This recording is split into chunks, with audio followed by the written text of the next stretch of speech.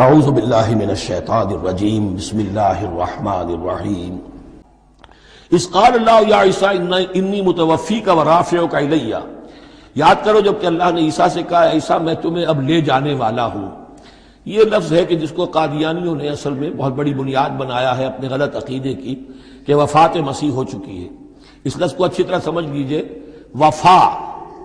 وفا کے معنی ہے پورا کرنا، وعدہ وفا کرو، وفا۔ اب اس سے جب کہا جائے کسی کو پورا دینا تو باب تفعیل میں آئے گا وفا یوفی توفیتن، وہ ہم پڑھ چکے ہیں ووفیت کل نفس فکیف اذا جاء، جب وہ دن آئے گا ووفیت کل نفس ما عملت، جو کچھ انہوں نے کیا ہوگا پورا پورا ان کو دے دیا جائے گا۔ یہ دیکھ لیجئے آیت نمبر 25 فَكَيْفَ إِذَا جَمَعْنَاهُمْ لِيَوْمٍ لَا رَيْبَ فِيهِ وَوُفِّيَتْ كُلُّ نَفْسٍ مَا كَسَبَتْ وَهُمْ لَا يُظْلَمُونَ۔ ہر ایک کو بھرپور پورا بدلہ اس کے اعمال کا دے دیا جائے گا۔ یہ ہے کسی کو پورا دینا، کسی سے پورا لے لینا، یہ باب تفاعل ہوگا۔ توفا یتوفا، کسی کو پورا لے لینا، تو پورا لے لیتا ہے اللہ تعالیٰ نے۔ یہ لفظ جو ہے پورا بتمام و کمال، یہ گویا کہ منطبق ہوتا ہے حضرت مسیح پر کہ حضرت مسیح کو ان کے جسم اور جان سمیت اللہ لے گیا۔ ہم جب کہتے وفات پا گیا تو یہ ہے استعارتن، جسم یہی رہ گیا صرف جان گئی ہے۔ اور یہی لفظ قرآن میں آتا ہے نیند کے لیے بھی، اللہ یتوفی الانفس حین موتہا، اس لیے کہ نیند میں بھی یہ ہوتا ہے کہ خود شعوری نکل جاتی ہے انسان میں سے، اگرچہ زندہ ہے۔ اب اس کو اگر کوئی چیونٹی کاٹ رہی ہے تو جاگ جائے گا، لیکن ویسے اس کی خود شعوری ختم ہو چکی ہے، اور روح کا تعلق ہے خود شعوری کے ساتھ۔ تو نیند میں بھی اللہ تعالیٰ روح کو قبض کر لیتا ہے، اس کے لیے بھی توفی کا لفظ ہے۔ پھر جب انسان مرتا ہے تو روح اور جان دونوں چلی گئیں اور صرف جسم رہ گیا، یہ بھی توفی ہے۔ اور سب سے زیادہ مکمل توفی کیا ہے کہ اللہ تعالیٰ حضرت مسیح کو ان کے جسم، جان اور روح تینوں سمیت سموچے حضرت مسیح کو زندہ جو کا توں لے گیا۔ یہ ہے عقیدہ جو مسلمانوں کا ہے، اور جہاں تک لفظ کا تعلق ہے اس میں قطعاً کوئی بات جو ہے اس میں ایسی نہیں ہے کہ جس سے کوئی شخص دلیل پکڑ سکے، سوائے اس کے کہ ان لوگوں کو بہکانا آسان ہے جنہیں عربی زبان کی گرامر سے واقفیت نہیں، وہ ایک ہی وفات جانتے ہیں۔ وفات تین ہو گئی ہیں اضلوع قرآن جو میں نے آپ کو سمجھائی ہیں۔ وَإِذْ قَالَ اللَّهُ يَا عِيسَىٰ إِنِّي مُتَوَفِّيكَ، میں تمہیں لے جاؤں گا، وَرَافِعُكَ إِلَيَّ، اور تمہیں اپنی طرف اٹھا لوں گا، وَمُطَهِّرُكَ مِنَ الَّذِينَ كَفَرُوا، اور تمہیں پاک کر دوں گا ان لوگوں سے جنہوں نے تمہارے ساتھ کفر کیا ہے، وَجَاعِلُ الَّذِينَ اتَّبَعُوكَ فَوْقَ الَّذِينَ كَفَرُوا إِلَىٰ يَوْمِ الْقِيَامَةِ، اور جو لوگ بھی تیری پیروی کریں گے انہیں اب ہمیشہ کے لیے قیامت تک ان کے اوپر رکھوں گا کہ جنہوں نے کفر کیا ہے تیرے ساتھ، جو تیرا انکار کر رہے ہیں یہودی، اس کے بعد سے جو پسے ہیں آج تک پس رہے ہیں۔ حضرت مسیح سن 30 میں اٹھا لیے گئے یا 33 میں، اور اس کے بعد سے آپ کو معلوم ہے کہ مسلسل سن 70 عیسوی میں ہیکل سلیمانی ختم ہوا، 1,20,000 یا 1,33,000 یہودی ایک دن میں ٹائٹس نے قتل کیے یروشلم میں حضرت مسیح کے رفع سماوی کے 40 برس بعد۔ ان کا ہیکل سلیمانی بھی وہ جو ہے وہ ختم کر دیا گیا، اب اس کی ایک دیوار ہے، میں بتا چکا ہوں 1927-28 برس ہو گئے ہیں کہ ان کا کعبہ گرا پڑا ہے۔ 1917 سے پہلے تک، بلکہ یوں سمجھیے پہلے 500 برس تک تو ان کا داخلہ بھی ممنوع تھا۔ یہ تو حضرت عمر کے ہاتھوں جب فتح ہوا ہے، یہ ڈائسپورا کا ان کا پیریڈ کہلاتا ہے۔ ایک پیریڈ ان کا کیپٹیوٹی کا تھا، جبکہ وہ نبوکدنضر لے گیا تھا انہیں اور بیبیلونیا میں قید میں رکھا ہے، وہ ہے ان کا پیریڈ آف کیپٹیوٹی۔ اس کے بعد واپس آئے حضرت عزیر کے زمانے میں، دوبارہ دوسرا ٹیمپل بنایا، اس کے بعد یہ ٹیمپل سن 70 عیسوی میں ختم ہوا، اور ڈائسپورا کہلاتا ہے کہ منتشر ہو جانا۔ انہیں وہاں سے نکال دیا گیا تھا کہ تم دفع ہو جاؤ یہاں سے، فلسطین میں تم نہیں رہ سکتے۔ کوئی روس چلا گیا، کوئی ہندوستان چلا گیا، کوئی مصر چلا گیا، کوئی اور یورپ چلا گیا، پوری دنیا میں پھیل گئے۔ یہ ڈائسپورا اولاً ختم ہوا ہے حضرت عمر رضی اللہ تعالیٰ عنہ کے ہاتھ سے، جب فتح ہوا ہے یروشلم۔ اس وقت حضرت عمر نے اس کو یروشلم کو اوپن سٹی قرار دیا کہ یہاں عیسائی بھی آ سکتے ہیں، مسلمان بھی آ سکتے ہیں، یہودی بھی آ سکتے ہیں، یہ سب کا مشترک شہر ہے۔ لیکن جو عیسائی تھے یروشلم کے، انہوں نے جب ہینڈ اوور کیا تھا، فتح نہیں کیا تھا مسلمانوں نے یروشلم، ایک ٹریٹی کے تحت، ایک معاہدے کے تحت ہینڈ اوور کیا تھا۔ اس معاہدے میں یہ شرط انہوں نے لکھوائی تھی کہ یہودیوں کو یہاں آباد ہونے کی اجازت نہیں دیں گے۔ چنانچہ یہ اجازت تو ہو گئی حضرت عمر کے زمانے سے کہ آ سکتے ہیں، زیارت کر سکتے ہیں، لیکن یہاں رہ نہیں سکتے، پراپرٹی پرچیز نہیں کر سکتے، کوئی مکان نہیں بنا سکتے، سیٹل نہیں ہو سکتے۔ یہ رہا ہے جب تک کہ موجود رہی ہے اسلامی خلافت۔ ترکوں نے بھی اجازت نہیں دی، بڑی سے بڑی رشوتیں یہودیوں نے دینی چاہیے انہیں، اور در حقیقت خلافت کا خاتمہ جو کروایا یہودیوں نے وہ اس لیے کہ انہیں یہ نظر آتا تھا کہ اس خلافت کے ہوتے ہوئے ہمارے لیے ممکن نہیں رہے گا کہ ہم کسی طرح بھی فلسطین میں دوبارہ آباد ہو سکیں۔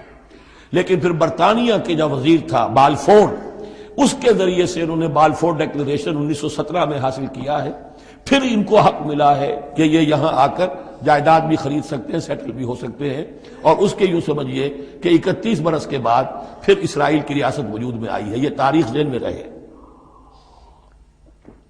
اگرچہ 1917 کے بعد سے انہیں کچھ سانس تو مل گیا ہے، اب ایک طرح سے محسوس ہوتا ہے کہ دنیا میں بڑے اقتدار پر ہیں، مٹھی بھر ہیں، یہ زیادہ سے زیادہ 13-14 ملین ہے، 1.5 کروڑ سے بھی کم، لیکن پوری دنیا کی سب معیشت جو ہے اس کا بڑا حصہ ان کے کنٹرول میں ہے۔ لیکن پھر بھی یہ سب کچھ جو ہے وہ عیسائیوں کی سپورٹ کی وجہ سے ہے۔ اگر عیسائی ان کی مدد نہ کریں تو ان کا تو یوں سمجھیے کہ ٹکڑے اڑا کر رکھ دیں عرب ایک دن میں۔ لیکن اب پیچھے پوری امریکہ کی حکومت ہے، امریکہ کے حواریین ہیں، خاص طور پر west white Anglo Saxon Protestants, امریکہ اور برطانیہ، وہ تو گویا کہ ان کے در خرید ہے ایک طرح سے، اور بھی جو ممالک ہیں عیسائی اب یہ فتح کر چکے ہیں ان سب کو، عیسائیوں کے اوپر ان کا غلبہ ہے۔ اس لیے اب جو شکل ہے وہ بھی یہ ہے کہ ان کا وجود ہے یہی کہ عیسائی ہیں اوپر، اور یہ مانوی طور پر سازشی انداز میں انہیں کنٹرول کر رہے ہیں۔ اذ قال اللہ یا عیسیٰ انی متوفیک ورافعک الی ومطہرک من الذین کفروا وجاعل الذین اتبعوک فوق الذین کفروا الی یوم القیامہ ثم الی مرجعکم فاحکم بینکم فیما کنتم فیہ تختلفون۔ پھر تم سب جو ہے تمہارا لوٹنا میری ہی طرف ہے، اور پھر میں تمہیں بتا دوں گا اور فیصلہ کر دوں گا تمہارے مابین ان باتوں میں جن میں تم اختلاف کر رہے تھے۔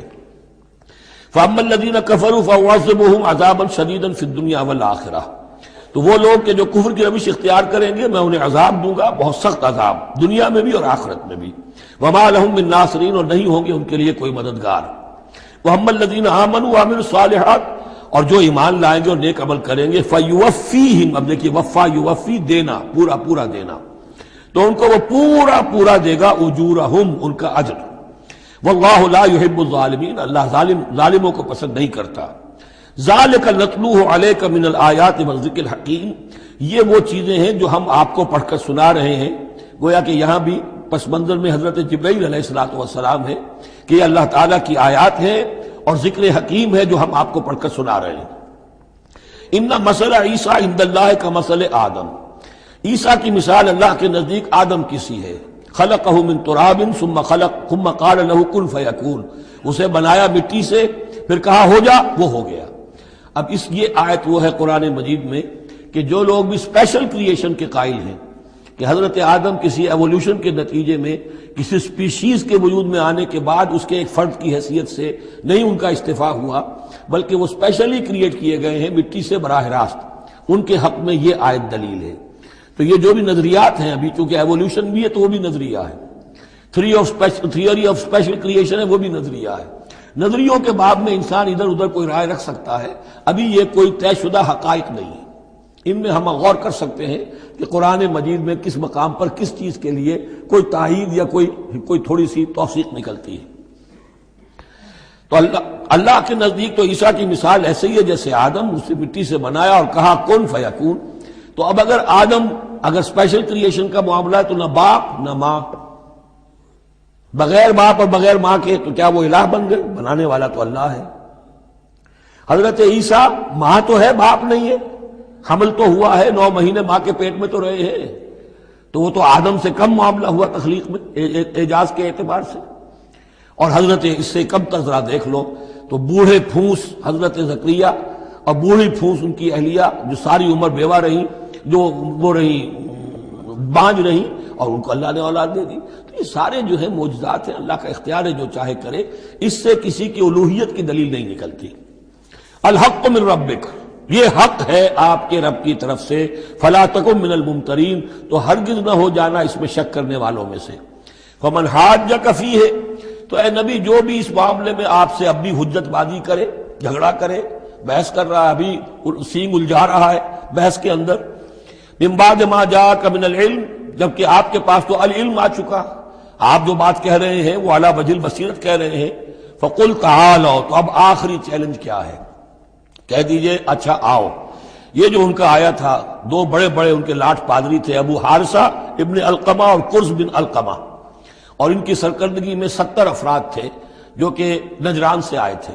یہ سارا کئی دن معاملہ چلتا رہا، اور پھر آخر میں حضور سے کہا گیا اچھا آپ مباہلہ کیجئے، قل، ان سے کہہ دیجئے تعالوا، آؤ، ندعو ابناءنا وابناءکم، آؤ ہم بلاتے ہیں اپنے بیٹوں کو، تم بلاؤ اپنے بیٹوں کو، ونساءنا ونساءکم، ہم بلا لیتے ہیں اپنی عورتوں کو، تم بلاؤ اپنی عورتوں کو، وانفسنا وانفسکم، اور ہم بھی آ جاتے ہیں تم بھی آ جاؤ، ثم نبتہل، پھر ہم گڑ گڑا کر اللہ سے دعا کریں، فنجعل لعنت اللہ علی الکاذبین، تو ہم کہیں کہ اے اللہ جو ہم میں سے جھوٹا ہو اس پر لعنت کر دے۔ یہ مباہلہ ہے، اور یہ مباہلہ ہوتا ہے کب؟ جبکہ احقاق حق ہو چکے، بات پوری واضح ہو جائے، آپ کو یقین ہو کہ یہ میرا مخاطب جو ہے بات سمجھ گیا ہے، صرف ضد میں اڑا ہوا ہے، اس وقت پھر یہ مباہلہ آخری شے ہوتی ہے تاکہ ظاہر ہو جائے۔ اگر تو واقعتاً اسے یقین ہے تو وہ مباہلہ کی چیلنج قبول کر لے گا، اور اگر دل میں چور ہے، وہ جانتا ہے کہ حق بات تو اسی کی ہے، اور لہذا پھر وہ مباہلہ نہیں کرے گا۔ چنانچہ یہی ہوا، انہوں نے مباہلے سے انکار کیا، فرار کی راہ اختیار کی، اور ایسے ہی چلے گئے۔ فمن حاجک فیہ من بعد ما جاءک من العلم فقل تعالوا ندعو ابناءنا وابناءکم ونساءنا ونساءکم وانفسنا وانفسکم ثم نبتہل فنجعل لعنت اللہ علی الکاذبین ان ھذا لہو القصص الحق، یہ ہے صاف صاف جو بھی سرگزشت ہے صحیح اور حق، وہ یہ ہے، وما من الہ الا اللہ، اور نہیں ہے کوئی معبود اللہ کے سوا، وَإِنَّ اللَّهَ لَهُوَ الْعَزِيزُ الْحَكِيمُ، اور یقیناً اللہ تعالیٰ ہی ہے زبردست اور کمال حکمت والا۔ یہاں اب دوسرا حصہ ختم ہو گیا، یہ 31 آیات ہیں، 32 اور 31 مل کر یہ 63 آیت پر۔ فَإِن تَوَلَّوْا، پھر اگر وہ پیٹھ موڑ لیں، فَإِنَّ اللَّهَ عَلِيمٌ بِالْمُفْسِدِينَ، یہاں آ کر 63 آیات ہوئی، پھر اگر وہ پیٹھ موڑ لیں تو اللہ تعالیٰ خوب جانتا ہے ان مفسدوں کو کہ یہ ماننے والے نہیں ہیں، لہذا وہ پورا قافلہ واپس چلا گیا۔ اب یہ جو تیسرا حصہ نصف اول کا آ رہا ہے، یہ پھر انہی 4 رکوعوں کے بہت مشابہ ہے کہ جو سورہ بقرہ میں آئے تھے 15ویں سے لے کر 18ویں سے لے کر اور 20ویں رکوع تک، 15ویں سے لے کر 18ویں رکوع تک، جس میں تحویل قبلہ، حضرت ابراہیم کا ذکر، کعبے کا ذکر، پھر اہل کتاب کو دعوت، وہ کیفیت آپ کو یہاں ملے گی۔ قل یا اہل الکتاب تعالوا الی کلمۃ سواء بیننا وبینکم، اے نبی کہیے اے اہل کتاب، اب یہاں جمع کر لیا گیا یہود اور نصارہ دونوں کو۔ وہاں گفتگو زیادہ تر یا بنی اسرائیل تھی، ابھی تک حضرت عیسیٰ کا معاملہ تھا، وہ گویا کہ نصرانیوں سے بات تھی، اب ہے اہل کتاب، دونوں کے دونوں۔ قل یا اہل الکتاب تعالوا الی کلمۃ سواء بیننا وبینکم، کہیے کہ اے کتاب والو آؤ ایک ایسی بات کی طرف جو ہمارے اور تمہارے مابین بالکل برابر ہے، متفق علیہ ہے۔ وہ کیا ہے؟ اللہ نعبد الا اللہ، اللہ کے سوا کسی کی بندگی نہ کرے، ولا نشرک بہ شیئا، اس کے ساتھ کسی چیز کو شریک نہ ٹھہرائیں، ولا یتخذ بعضنا بعضا اربابا من دون اللہ، اور ہم میں سے کوئی ایک دوسرے کو اللہ کے ساتھ رب نہ بنا لے۔ اس سے مراد کیا ہے؟ جیسے کہ پوپ کو انہوں نے رب بنا لیا، کہ پوپ کو اختیار ہے جس چیز کو چاہے حلال قرار دے دے، جس چیز کو چاہے حرام قرار دیتے، یہ گویا کہ ان کو اس کو پوپ کو بھی رب مان لینا ہے۔ چنانچہ یہ واقعہ ہے کہ مشہور جو سخی تھے حاتم طائی، ان کے بیٹے عدی ابن حاتم رضی اللہ تعالی عنہ، وہ ایمان لائے، عیسائی تھے پہلے، تو انہوں نے ایک مرتبہ حضور سے کہا کہ یہ قرآن یہ کہتا ہے کہ ہم نے اللہ کے سوا کسی اور کو رب بنا لیا، تو یہ بات کچھ سمجھ میں نہیں آئی، ہم نے تو کسی کو رب نہیں بنایا۔ تو حضور نے فرمایا کیا یہ صحیح نہیں ہے کہ تمہارے جو پادری کہہ دیں، جو پوپ کہہ دیں کہ یہ حق ہے، یہ صحیح ہے، یہ جائز ہے، اس کو تم جائز مان لیتے ہو، جس کو وہ کہہ دیں حرام ہے حرام مان لیتے ہو، کہ جی ایسا تو ہے۔ تو یہ حق جو ہے یہ صرف اللہ کا ہے، اور جو اس حق کو اختیار کرتا ہے وہ گویا رب ہونے کا دعویٰ کرتا ہے۔ اب یہ ساری قانون سازی جو شریعت کے خلاف کی جا رہی ہے، یہ خدائی کا دعویٰ ہے جو لوگ کر رہے ہیں بیٹھے ہوئے، اور ان ہاؤسز میں پہنچنے کے لیے جو بےتاب ہوتے ہیں اور جس کے لیے کروڑوں روپیہ خرچ کرتے ہیں، جہاں جا کر یا تو پہلے طے ہو جائے یہاں کوئی قانون سازی کتاب و سنت کے منافی نہیں ہو سکتی، پھر جائیے، پھر وہاں پر جا کر قانون سازی کتاب و سنت کے دائرے کے اندر اندر کیجیے۔ لیکن جہاں یہ نہیں ہے تو وہ جو فرمایا یہاں پر نوٹ کر لیجئے، تعالوا الی کلمۃ سواء بیننا وبینکم الا نعبد الا اللہ ولا نشرک به شیئا ولا يتخذ بعضنا بعضا اربابا من دون اللہ فإن تولوا، پھر اگر وہ منہ موڑ لیں، فقولوا، اے مسلمانوں تم کہو، فقولوا اشہدوا بأننا مسلمون، اچھا بھائی آپ لوگ گواہ رہے ہم تو مسلمان ہیں، ہم نے تو اللہ کی اطاعت قبول کر لی، ہم ان تینوں باتوں پر قائم رہیں گے، آپ کو اگر پسند نہیں ہے تو آپ کی مرضی۔ یا اہل الکتاب، اے کتاب والو، لم تحاجون فی ابراہیم، تم ابراہیم کے بارے میں کیوں جھگڑتے ہو؟ وما انزلت التوراۃ والانجیل الا من بعدہ، حالانکہ تم بھی مانتے ہو کہ تورات بھی ان کے بعد نازل ہوئی، انجیل بھی بعد میں نازل ہوئی، یہودیت بعد کی پیداوار ہے اور نصرانیت بھی بعد کی پیداوار ہے۔ تو ما کان ابراہیم یہودیا ولا نصرانیا ولکن کان حنیفا مسلما، وہ تو مسلمان تھے، وہ تو اللہ کے فرما بردار تھے، یہودی یا نصرانی تو نہیں تھے۔ افلا تعقلون، تو کیا تم عقل سے کام نہیں لیتے؟ ہاں انتم ہؤلاء حاججتم فیما لکم بہ علم، دیکھو یہ تم لوگ اب تک جو بھی باتیں کرتے رہے ہو، تم نے مباحثہ کیا ہے، وہ ان چیزوں کے بارے میں بھی ہے جس کا تمہیں کچھ علم ہے۔ فلم تحاجون فیما لیس لکم بہ علم، ایسی چیزوں کے بارے میں حجت بازی کیوں کرتے ہو جن کے لیے تمہارے پاس کوئی دلیل ہی نہیں، کوئی بنیاد نہیں، کوئی علم نہیں؟ ابراہیم کو کیا قرار دو گے، نصرانی یا یہودی؟ واللہ یعلم وانتم لا تعلمون، اللہ جانتا ہے تم نہیں جانتے۔ ما کان ابراہیم یہودیا ولا نصرانیا، اچھی طرح تمہیں بھی معلوم ہے ابراہیم نہ یہودی تھے نہ نصرانی تھے، ولیکن کان حنیفا مسلما، وہ تو اللہ کے فرما بردار تھے بالکل یکسو ہو کر۔ وما کان من المشرکین، اور نہ ہی وہ مشرکوں میں سے تھے۔ گویا کہ تین طبقات جو موجود تھے عرب میں اس وقت، یا مشرکین عرب تھے، وہ بھی اپنے آپ کو منسوب کرتے تھے، وہ تو چونکہ نسل تو حضرت اسماعیل کی ہے تو وہ بھی کہتے تھے ہمارا رشتہ ابراہیم سے ہے، یہودی بھی نصرانی بھی، لیکن فرمایا ابراہیم جو ہے وہ نہ یہودی تھے نہ نصرانی تھے نہ مشرک تھے۔ ان اول الناس بابراہیم الذین اتبعوہ، یقیناً ابراہیم سے سب سے زیادہ قربت رکھنے والے لوگ تو وہ ہیں جو ان کی پیروی کرتے ہیں، اور وہ کون ہے؟ وہذا النبی، یہ نبی محمد صلی اللہ علیہ وسلم، والذین آمنوا، اور وہ کہ جو ان پر ایمان لائے، واللہ ولی المومنین، اور اللہ ان مومنوں کا ساتھی ہے، مددگار ہے، پشت پناہ ہے، حمایتی ہے۔ وَدَّت طَائِفَةٌ مِّنْ أَهْلِ الْكِتَابِ لَوْ يُضِلُّونَكُمْ وَمَا يُضِلُّونَ إِلَّا أَنفُسَهُمْ وَمَا يَشْعُرُونَ، اہل کتاب کا ایک گروہ جو ہے تلا ہوا ہے اس پر، آرزو مند ہے کہ اے مسلمانوں تمہیں کسی طریقے سے گمراہ کر دیں۔ لَوْ يُضِلُّونَكُمْ وَمَا يُضِلُّونَ إِلَّا أَنفُسَهُمْ، وہ نہیں گمراہ کر سکیں گے مگر اپنے آپ کو، وَمَا يَشْعُرُونَ، انہیں اس کا شعور نہیں ہے۔ یا اہل الکتاب، دیکھیں کو انداز جو ہے بڑا ہی داعیانہ، جیسا کہ وہ جو 5واں رکوع تھا سورہ بقرہ کا، اس طرح کا انداز ہے یہاں۔ یا اہل الکتاب لما تکفرون بآیات اللہ وانتم تشہدون، اے کتاب والو، اے اہل کتاب، کیوں تم اللہ تعالیٰ کی آیات کا انکار کرتے ہو جبکہ تم اس کے قائل ہو، پہچان چکے ہو، دل میں جان چکے ہو۔ یا اہل الکتاب لما تلبسون الحق بالباطل وتکتمون الحق وانتم تعلمون، اے اہل کتاب کیوں تم حق کے اوپر باطل کا ملمہ چڑھاتے ہو، کیوں حق کو چھپاتے ہو جانتے بوجھتے؟ یہ بھی اس 5ویں رکوع میں آیت موجود تھی، ولا تلبسوا الحق بالباطل وتکتموا الحق وانتم تعلمون۔ وقالت طائفۃ، اب ایک بڑی سازش کا ذکر ہو رہا ہے کہ جو انہوں نے کی تھی مسلمانوں کے خلاف اور محمد رسول اللہ کو ناکام بنانے کے لیے۔ اس سازش کا پس منظر کیا تھا کہ چونکہ صورتحال یہ آ چکی تھی دنیا کے سامنے کہ جو ایک مرتبہ دائرہ اسلام میں داخل ہو جاتا تھا، اب چاہے اسے مار دیں، اسے پیٹیں، اسے بھوکا رکھیں، اسے سزا دیں، جو بھی ٹارچر کریں، واپس نہیں آتا۔ تو دھاک بیٹھ گئی نا کہ اسلام کے اندر کوئی ایسی کشش ہے، اسلام کے اندر کوئی ایسی حقانیت ہے، کوئی ایسی مٹھاس ہے کہ ایک آدمی بڑی سے بڑی قربانی دینے کو تیار ہے ایک دفعہ اسلام قبول کرنے کے بعد، اسلام کو سے دستبردار ہونے کو تیار نہیں۔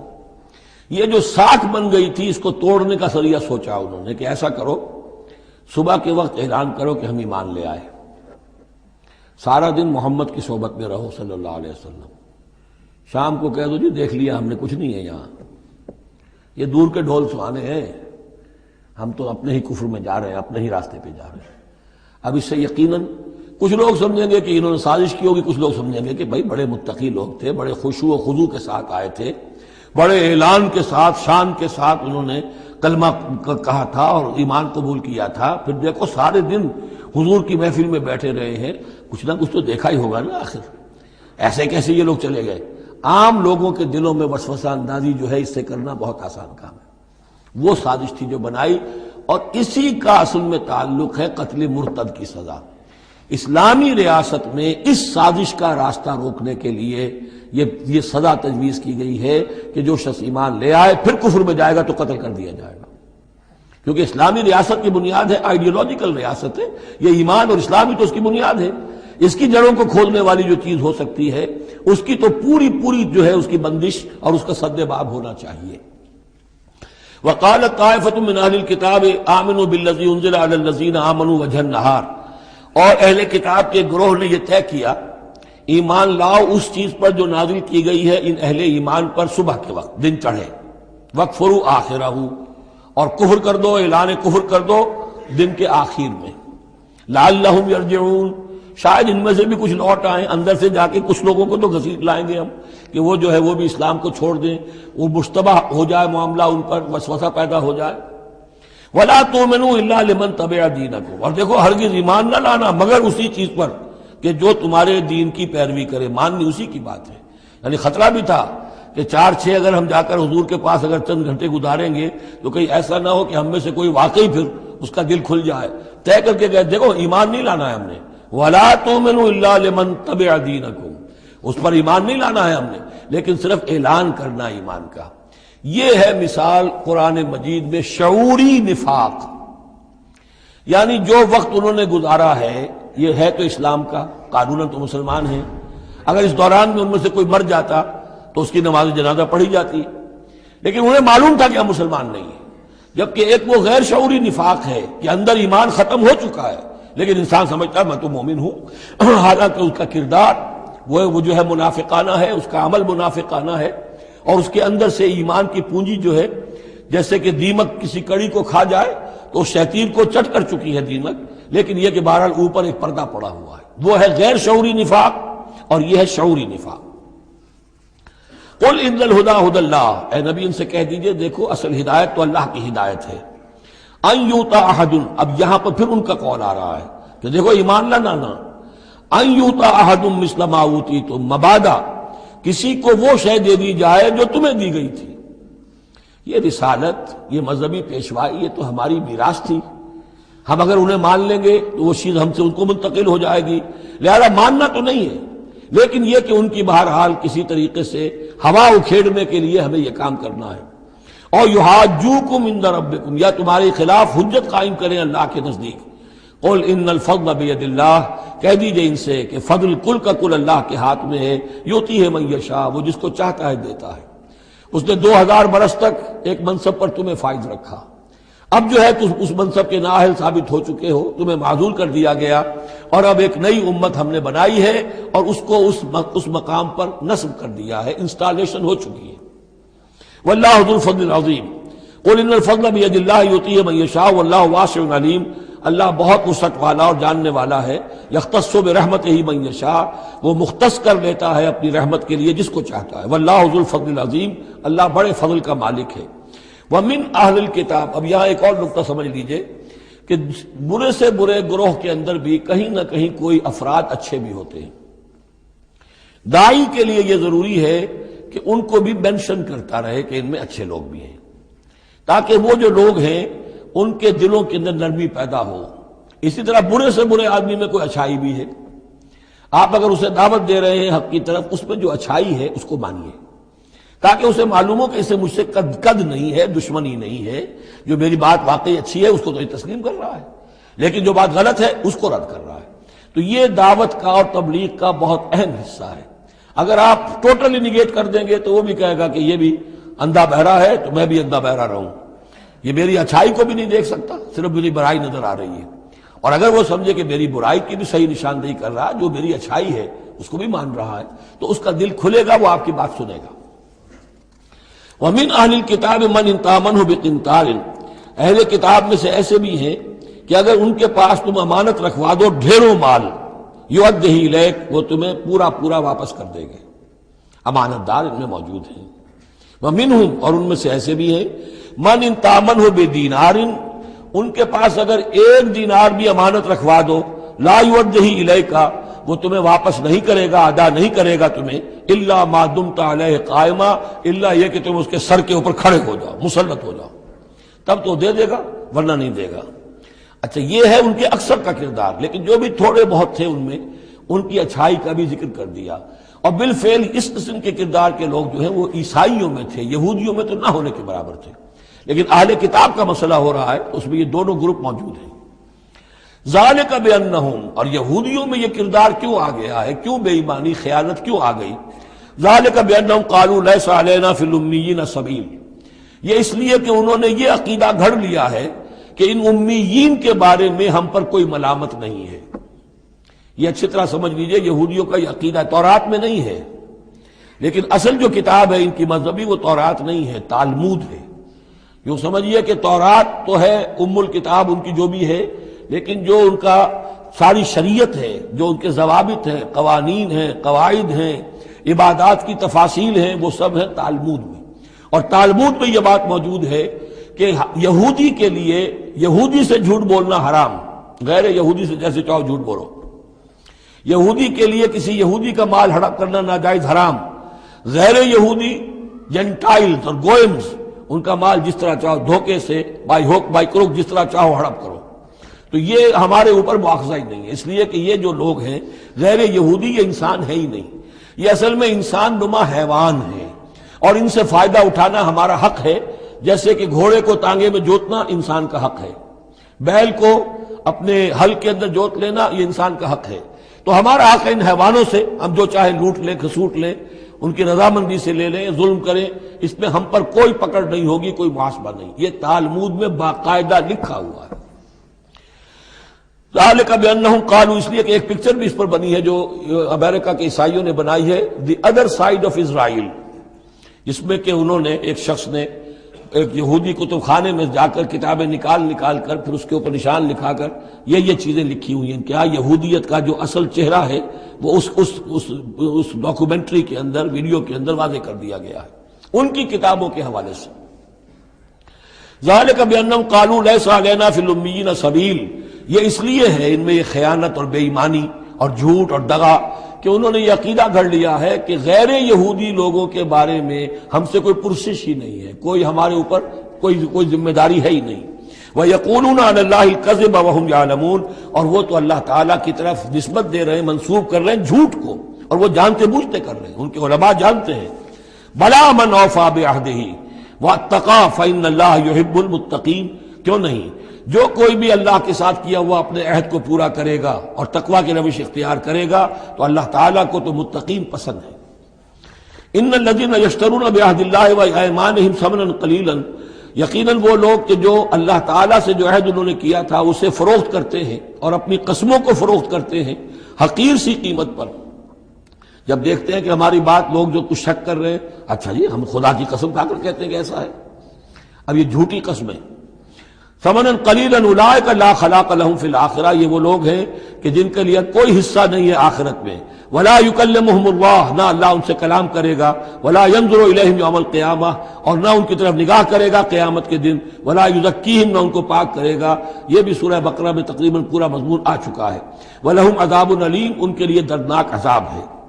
وان منہم لفریقا یلوون السنتہم بالکتاب، اور ان میں سے ایک گروہ ایسا بھی ہے جو اپنی زبان کو توڑتا مروڑتا ہے کتاب کو پڑھتے ہوئے، وہ الفاظ کو ذرا سا ادھر ادھر مروڑ کر معنی اور پیدا کر لیتے تھے۔ ان سے کہا گیا حتہ کہو تو ہنتا بنا دیا، بجائے اس کے کہ اللہ ہماری گناہ جھاڑ دے، ہمیں گیہوں دے۔ انہوں نے کہا کہنا ہے تم نے سمعنا واطعنا، سمعنا وعصینا، تو وہ اسی طریقے کا معاملہ وہ کرتے تھے۔ جب تورات کو پڑھتے ہوئے بھی جب دیکھا کہ جو سائل آیا ہے وہ فتویٰ مانگ رہا ہے، اس کی پسند کچھ اور ہے، تو الفاظ کو توڑ مروڑ کر پڑھ کر کہہ دیا کہ دیکھو یہ کتاب کے اندر موجود ہے۔ وَإِنَّ مِنْهُمْ لَفَرِيقًا يَلْوُونَ أَلْسِنَتَهُمْ بِالْكِتَابِ لِتَحْسَبُوهُ مِنَ الْكِتَابِ، تاکہ تم سمجھو کہ وہ کتاب میں سے ہے۔ وَمَا هُوَ مِنَ الْكِتَابِ، وہ کتاب میں سے نہیں ہوتا۔ وَيَقُولُونَ هُوَ مِنْ عِنْدِ اللَّهِ، اور وہ کہتے ہیں یہ اللہ کی طرف سے ہے، وما هو من عند اللہ، جبکہ وہ اللہ کی طرف سے نہیں ہوتا۔ فویل للذین یکتبون بایدیہم، یہ پڑھ چکے ہیں سورہ بقرہ کے اندر بھی کہ وہ لوگ کہ جو اپنے ہاتھوں سے لکھتے ہیں کہتے ہیں کہ اللہ کی طرف سے ہے۔ وَيَقُولُونَ عَلَى اللَّهِ الْكَذِبَ وَهُمْ يَعْلَمُونَ، وہ اللہ پر جھوٹ تہمت باندھتے ہیں جانتے بوجھتے ہیں۔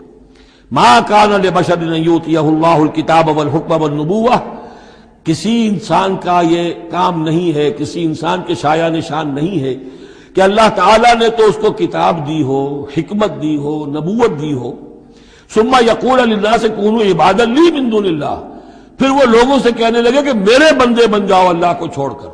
یہ اشارہ ہو رہا ہے اب نصرانیوں کی طرف کہ تمہارے طرف ہم نے رسول بھیجے، عیسیٰ ابن مریم کو ہم نے بھیجا، انہیں کتاب دی، ان کو حکم دیا، ان کو حکمت دی، نبوت دی، معجزات دیے، اور انہوں نے تو یہ اس کا کوئی امکان نہیں کہ وہ یہ کہتے کہ مجھے بنا لو اللہ کے سوا اپنا معبود۔ ما كان لبشر ان يؤتيه الله الكتاب والحكم والنبوة ثم يقول للناس كونوا عبادا لي من دون الله ولكن كونوا ربانيين بما كنتم تعلمون الكتاب وبما كنتم تدرسون۔ وہ تو یہی کہے گا، اور یہی کہا کہ حضرت عیسیٰ نے کہ اللہ والے بنو، اللہ کی بندگی کرو، ربانی بن جاؤ، اللہ والے بن جاؤ، اس چیز کے سبب سے جو تم سکھلاتے ہو، دوسروں کو تعلیم دیتے ہو۔ اتامرون الناس بالبر وتنسون انفسکم وبما کنتم تدرسون، اور جو کچھ تم خود بھی پڑھتے تھے۔ یہ پڑھنا پڑھانا دین کا، سیکھنا سکھانا، تعلیم و تعلم قرآن، تعلیم و تعلم حدیث، تعلیم و تعلم فقہ، یہ اس لیے ہونا چاہیے کہ لوگوں کو اللہ والے بنایا جائے، نہ یہ کہ اپنے بندے بنا کر اور ان سے نذرانے وصول کر کے ان کا استحصال کیا جائے۔ وَلَا يَأْمُرُكُمْ أَن تَتَّخِذُوا الْمَلَائِكَةَ وَالنَّبِيَّ أَرْبَابًا، وہ کبھی بھی تمہیں اس بات کا حکم نہیں دے گا کہ تم فرشتوں یا انبیاء کو رب بنا لو۔ فرشتوں کو رب بنایا مشرکین مکہ نے، فرشتوں کے نام پر اپنی وہ مورتیاں انہوں نے بنائی، لات، عزا، منات، اور انہوں نے ایک نبی کو اپنا رب بنا لیا۔ ایامرکم بالکفر بعد اذ انتم مسلمون، تو کیا وہ ایسا بندہ اللہ کا جس کو اللہ نے نبوت سے سرفراز کیا ہو، کیا تمہیں وہ کفر کا حکم دے گا جبکہ تم مسلم ہو چکے ہو، تم نے فرما برداری اختیار کر لی ہے۔ وَإِذْ أَخَذَ اللَّهُ مِيثَاقَ النَّبِيِّينَ، اور یاد کرو جب کہ اللہ نے تمام انبیاء سے ایک عہد لیا تھا، لَمَا آتَيْتُكُم مِّن كِتَابٍ وَحِكْمَةٍ، جب بھی میں تمہیں دوں گا کتاب اپنی اور حکمت، ثُمَّ جَاءَكُمْ رَسُولٌ، پھر تمہارے پاس آئے کوئی اور رسول، نیا رسول، مُصَدِّقٌ لِّمَا مَعَكُمْ، جو کہ تمہارے ساتھ جو کچھ ہے اس کی تصدیق کرتے ہوئے آئے، لَتُؤْمِنُنَّ بِهِ وَلَتَنصُرُنَّ، تو تمہیں لازماً اس پر ایمان لانا ہوگا اور اس کی مدد کرنی ہوگی، کیونکہ انبیاء کا ایک سلسلہ چل رہا تھا، ہر نبی جو ہے آئندہ کی پیشن گوئی کر کے گیا ہے، اور یہ بھی ختم نبوت کے بارے میں بہت بڑی دلیل ہے کہ ایسی کسی شے کا ذکر قرآن میں یا حدیث میں نہیں ہے، بلکہ اس کے برعکس ہے کہ نبوت مجھ پر ختم ہو گئی ہے، ورنہ اس سے پہلے تمام انبیاء حضرت مسیح حضور کی بشارت دے کر گئے، تمام انبیاء کی کتابوں میں بشارتیں موجود ہیں۔ اگر آپ انجیل پڑھیں برنباس کی تو اس میں تو کوئی صفحہ خالی نہیں ہے جس میں کہ حضور کی بشارت نہ ہو اور حضور کے بارے میں خوشخبری نہ ہو، لیکن یہ کہ وہ باقی انجیلوں میں سے نکال دیا گیا۔ قَالَ أَقْرَرْتُمْ وَأَخَذْتُمْ عَلَىٰ ذَلِكُمْ إِصْرِي، اللہ نے فرمایا تم نے اقرار کر لیا اے نبیوں۔ اب یہ کہاں کیا گیا؟ یہ عالم ارواح میں، تمام نبی ایک دفعہ تو جمع نہیں ہو سکتے تھے، عالم ارواح میں یہ عہد لیا گیا ہے، تم نے اس کو قبول کیا اور اس پر میری ذمہ داری قبول کر لی۔ قالوا اقررنا، جیسے ہم سب کے سب کہہ کے آئے تھے الست بربکم قالوا بلا، ایسے ہی جنہیں نبوت سے سرفراز ہونا تھا ان کی ارواح سے یہ اضافی جو ہے عہد لیا کہ اگر میں تمہیں نبی بنا کر بھیجوں گا، تمہارے بعد جو نبی آئے گا پھر تمہیں اپنے لوگوں کو یہ کہہ کر جانا ہے کہ بعد میں آنے والے کی مدد کرنا اور اس کی نصرت کرنا، اس پر ایمان لانا۔ قال فاشهدوا وانا معكم من الشاهدين، تو اللہ نے کہا تو اچھا تم بھی گواہ رہو اور میں بھی گواہ ہوں۔ فمن تولى بعد ذلك، تو جس نے بھی منہ موڑ لیا اس کے بعد، فاولئک هم الفاسقون، تو یقیناً وہی ہے سرکش ناہنجار۔ افغیر دین اللہ یبغون، تو کیا یہ اللہ کے دین کے سوا کوئی اور دین چاہتے ہیں؟ وَلَهُ أَسْلَمَ مَنْ فِي السَّمَاوَاتِ وَالْأَرْضِ طَوْعًا وَكَرْهًا وَإِلَيْهِ يُرْجَعُونَ، جبکہ آسمانوں اور زمین میں جو کچھ ہے اللہ کے سامنے سر تسلیم خم کیے ہوئے ہے، چاہے خوشی سے اور چاہے مجبوراً، اور اسی کی طرف ان سب کو لوٹا دیا جائے گا۔ قُلْ آمَنَّا بِاللَّهِ، یہ دیکھیے 16ویں رکوع کی سورہ بقرہ کی آیات جو ہیں تقریباً تھوڑے سے لفظی فرق کے ساتھ، کہیے آمنا باللہ، ہم ایمان لائے اللہ پر، وما انزل علینا، جو نازل کیا گیا ہم پر، وما انزل علی ابراہیم و اسماعیل و اسحاق و یعقوب والاسباط، اور جو کچھ نازل کیا گیا ابراہیم پر، اسماعیل پر، اسحاق پر اور یعقوب پر اور ان کی اولاد پر، وما اوتی موسیٰ و عیسیٰ والنبیون من ربہم، جو بھی موسیٰ کو دیا گیا، عیسیٰ کو دیا گیا، تمام انبیاء کو دیا گیا ان کے رب کی طرف سے، لا نفرق بین احد منہم ونحن لہ مسلمون، ہم ان میں سے کسی ایک کے مابین بھی کوئی تفریق نہیں کرتے اور ہم تو اللہ کے فرما بردار ہیں۔ وَمَن يَبْتَغِ غَيْرَ الْإِسْلَامِ دِينًا فَلَن يُقْبَلَ مِنْهُ، جو کوئی اس اسلام کے سوا کوئی دین اختیار کرے گا اللہ اسے اس کی جانب سے قبول نہیں کرے گا۔ وَهُوَ فِي الْآخِرَةِ مِنَ الْخَاسِرِينَ، اور آخرت میں وہ پھر خسارے پانے والوں میں سے ہو کر رہے گا۔ كَيْفَ يَهْدِي اللَّهُ قَوْمًا كَفَرُوا بَعْدَ إِيمَانِهِمْ، کیسے ہدایت دے گا اللہ ان لوگوں کو جو ایمان کے بعد کافر ہو گئے۔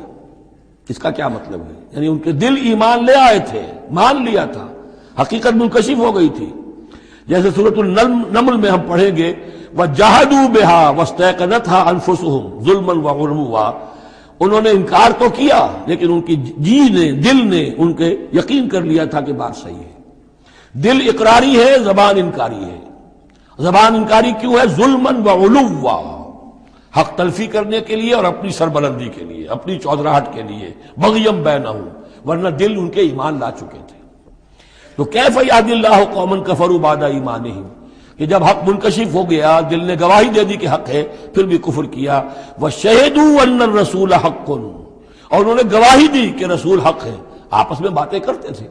چنانچہ روایت میں آتا ہے کہ جو علقمہ کے دو بیٹے جو ہیں ابو حارثہ اور کرز، جب یہ چلے تھے یمن سے، نجران سے، تو کہیں ٹھوکر لگی کرز کے گھوڑے کو، تو اس نے کہا تعس العمد، ہلاک ہو جائے وہ دور والا، یعنی جس کی طرف ہم جا رہے ہیں، محمد کی طرف صلی اللہ علیہ وسلم۔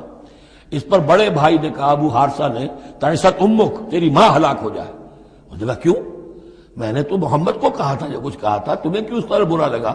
انہوں نے کہا تمہیں معلوم نہیں ہے وہ وہی نبی ہیں، ہم پوری طرح جان چکے ہیں وہ وہی نبی ہیں، ان کی شان میں گستاخی نہیں کریں گے، پکڑے جائیں گے ہم، وہ نبی ہیں اور وہی ہیں جن کے ہم منتظر تھے۔ انہوں نے کہا پھر مانتے کیوں نہیں؟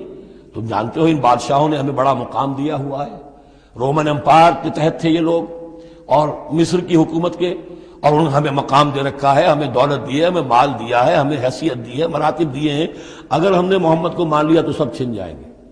یہ باقاعدہ روایت میں موجود ہے۔ ابھی آتے ہوئے تو جاتے ہوئے کیا حال ہوگا آپ اس کا اندازہ کیجئے، جبکہ مباہلے سے فرار کر کے گئے ہیں۔ وَشَهِدُوا أَنَّ الرَّسُولَ حَقٌّ، وہ گواہی دے چکے ہیں کہ رسول حق پر ہیں اور حق ہیں۔ وَجَاءَهُمُ الْبَيِّنَاتُ، اور ان کے پاس کھلی کھلی نشانیاں آ چکی ہیں۔ وَاللَّهُ لَا يَهْدِي الْقَوْمَ الظَّالِمِينَ، اللہ ایسے ظالموں کو ہدایت نہیں دیتا۔ أُولَٰئِكَ جَزَاؤُهُمْ أَنَّ عَلَيْهِمْ لَعْنَةَ اللَّهِ وَالْمَلَائِكَةِ وَالنَّاسِ أَجْمَعِينَ، یہ تو وہی لوگ ہیں کہ جن کا بدلہ یہ ہے کہ ان پر اللہ کی بھی لعنت ہے، فرشتوں کی بھی اور تمام انسانوں کی بھی۔ یہ الفاظ بھی سورہ بقرہ میں آ چکے ہیں۔ خالدین فیہا، وہ اسی لعنت میں رہیں گے۔ لا یخفف عنہم العذاب، ان کے عذاب میں کوئی تخفیف نہیں کی جائے گی۔ ولا ہم ینظرون، نہ انہیں کوئی مہلت ملے گی۔ الا الذین تابوا من بعد ذلک، ہاں ابھی دروازہ کھلا ہے توبہ کا، سوائے ان کے کہ جو اس کے بعد توبہ کر لیں، واصلحوا، اور اصلاح کر لیں اپنی یا نیک عمل کریں۔ فإن اللہ غفور الرحیم، تو ابھی توبہ کا دروازہ بند نہیں ہے، یقیناً اللہ غفور الرحیم ہے۔ ان الذین کفروا بعد ایمانہم ثم ازدادوا کفرا لن تقبل توبتہم، جو لوگ جنہوں نے کفر کیا اپنے ایمان کے بعد، حق کو پہچان لینے کے بعد، چاہے زبان سے مانا ہو یا نہ مانا ہو، پھر اگر وہ کفر کرتے ہیں یا ماننے کے بعد زبان سے مرتد ہو جاتے ہیں، ثم ازدادوا کفرا، پھر وہ اپنے کفر میں بڑھتے چلے گئے، لن تقبل توبتہم، ان کی توبہ کبھی قبول نہیں ہوگی۔ واولئک هم الضالون، اور وہ تو یقیناً گمراہوں میں سے ہیں۔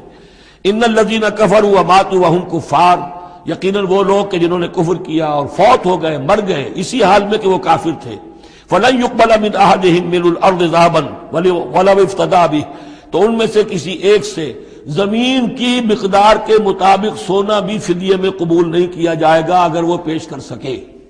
اب ظاہر بات ہے یہ محال ہے، ناممکن ہے، لیکن یہ کہ بات سمجھانے کے لیے کہ وہاں پر کوئی فدیہ نہیں ہے، زمین کے حجم کے برابر بھی سونا دے کر اور کوئی چھٹنا چاہے گا تو نہیں چھوٹے گا۔ یہ وہی بات ہے وَاتَّقُوا يَوْمًا لَا تَجْزِي نَفْسٌ عَن نَفْسٍ شَيْئًا وَلَا يُقْبَلُ مِنْهَا شَفَاعَةٌ وَلَا يُؤْخَذُ مِنْهَا عَدْلٌ، کوئی فدیہ نہیں لیا جائے گا، وَلَا هُمْ يُنصَرُونَ، نہ ان کی مدد ہوگی۔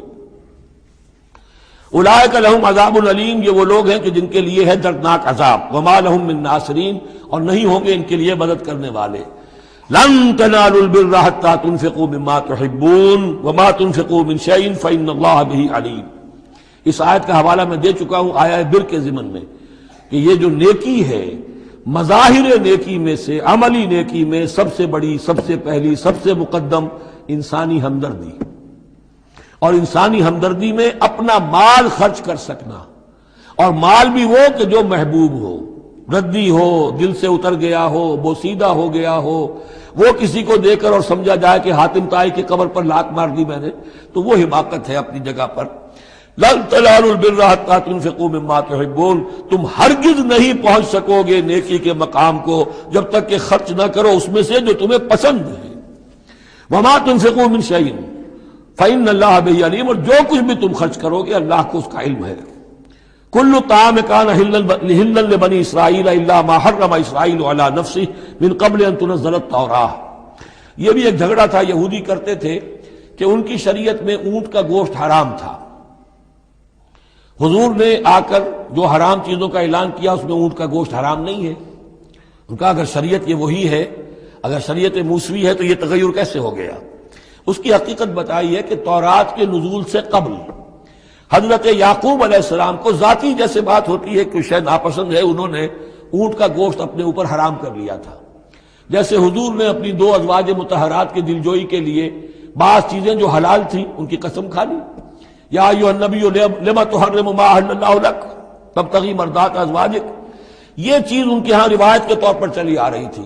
تو اللہ نے فرمایا لاؤ تورات اور دکھاؤ کہاں لکھا ہوا۔ تورات کے نزول سے پہلے یہ شکل حضرت یعقوب علیہ السلام کی تھی، اس کی تم پیروی کر رہے ہو۔ تو کھانے پینے کی وہ چیزیں جو اسلام نے حلال کی ہیں، کل طعام کان حلا لبنی اسرائیل، وہ بنی اسرائیل کے لیے بھی حلال تھی، الا ما حرم اسرائیل علی نفسہ، سوائے ان چیزوں کے کہ جنہیں حرام ٹھہرا لیا تھا اسرائیل، اسرائیل سے مراد حضرت یعقوب اللہ کے بندے عبداللہ، علی نفسہ ہی، اپنی جان پر، من قبل ان تنزل التوراۃ، اس سے پہلے کہ تورات نازل ہو۔ اس لیے کہ یہ تو 300-400-500 سال کا فصل ہے حضرت یعقوب میں اور نزول تورات میں۔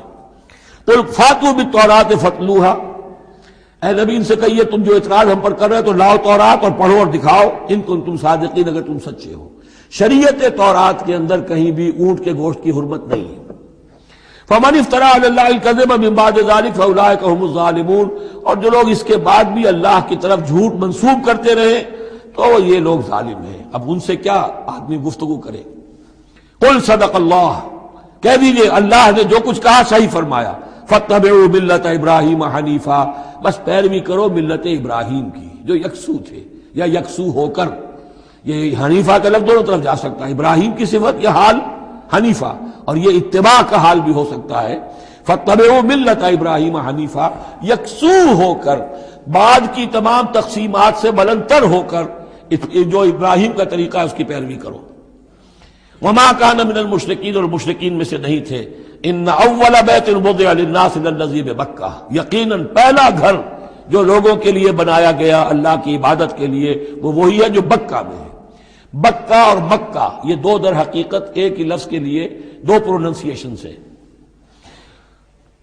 ان اول بیت وضع للناس للذی ببکہ مبارکا وہدی للعالمین، برکت والا ہے اور تمام جہان والوں کے لیے ہدایت کا ذریعہ ہے۔ فیہ آیات بینات المقام ابراہیم، اس میں آیات بینات ہیں۔ ترتیب دیکھ لیجئے، وہاں کے 4 رکوع جو تھے ان میں پہلے اس کا ذکر ہوا تھا، پھر باقی ساری گفتگو تھی۔ یہاں ترتیب الٹ گئی ہے، ساری گفتگو کے بعد اب آخر میں یہ حصہ جو ہے تیسرا اس کا وہ ختم ہو رہا ہے، اس نصف اول کا، اور آخر میں تذکرہ حضرت ابراہیم کا ہے۔ مضامین وہی ہیں، ترتیب بدل گئی ہے۔ فی آیات بینات، اس میں تو بڑی روشن نشانیاں موجود ہیں۔ مقام ابراہیم، جیسے مقام ابراہیم، ومن دخلہ کان آمنا، اور جو بھی اس میں داخل ہو جاتا ہے امن میں آ جاتا ہے۔ بدترین پورے عرب کے اندر خوریزی ہوتی تھی، لیکن حرم میں اپنے باپ کے قاتل کو بھی اگر دیکھ لیتے تھے تو کچھ نہیں کہتے تھے۔ یہ ایسی روایت اس حرم کی رہی ہے اور آج تک ہے اللہ کے فضل و کرم سے کہ وہاں پر امن ہی امن ہے، دار الامن۔ من دخلہ کان آمنا وَلِلَّهِ عَلَى النَّاسِ حِجُّ الْبَيْتِ مَنِ اسْتَطَاعَ إِلَيْهِ سَبِيلًا، اور للہ علی الناس، اب لام اور علی کو یہاں نوٹ کر لیجئے، اللہ کا حق ہے لوگوں پر کہ وہ حج کرے اس کے گھر کا، جو بھی استطاعت رکھتا ہو اس کے سفر کی۔ للہ علی الناس، اللہ کا حق ہے لوگوں پر، حج البیت، حج کرنا بیت اللہ کا، من استطاع الیہ سبیلا، جو بھی استطاعت رکھتا ہو راستے کی، سفر کی۔ ومن کفر، اب یہاں کفرہ کے معنی کیا ہوں گے؟ جو استطاعت کے باوجود حج نہیں کرتا وہ گویا کہ کفر کرتا ہے۔ ومن کفر فإن اللہ غنی عن العالمین، تو وہ اللہ تو غنی ہے تمام جہانوں سے۔ قل یا اہل الکتاب لم تکفرون بآیات اللہ، اب آخری یہ آیات ہیں، بڑا ہی انداز جو ہے جھنجھوڑنے کا، اور جیسے کہ پیئرسنگ آئیز کے ساتھ دیکھ کر کسی سے بات کی جائے اور اس کے یعنی نگاہیں گاڑ کر اس پر۔ قل یا اہل الکتاب لم تکفرون بآیات اللہ، کیوں اللہ کی آیات کا انکار کر رہے ہو؟ واللہ شہید علی ما تعملون، اور جبکہ جو کچھ تم کر رہے ہو اللہ اسے دیکھ رہا ہے۔ قل یا اہل الکتاب لم تصدون عن سبیل اللہ، کہہ دیجئے ہے کتاب والو کیوں روکتے ہو اور روکتے ہو؟ صدا یصد دونوں معنی دیتا ہے، لازم بھی متعدی بھی، خود رک جانا، دوسروں کو روکنا۔ کیوں رکتے ہو اور روکتے ہو اللہ کے راستے سے؟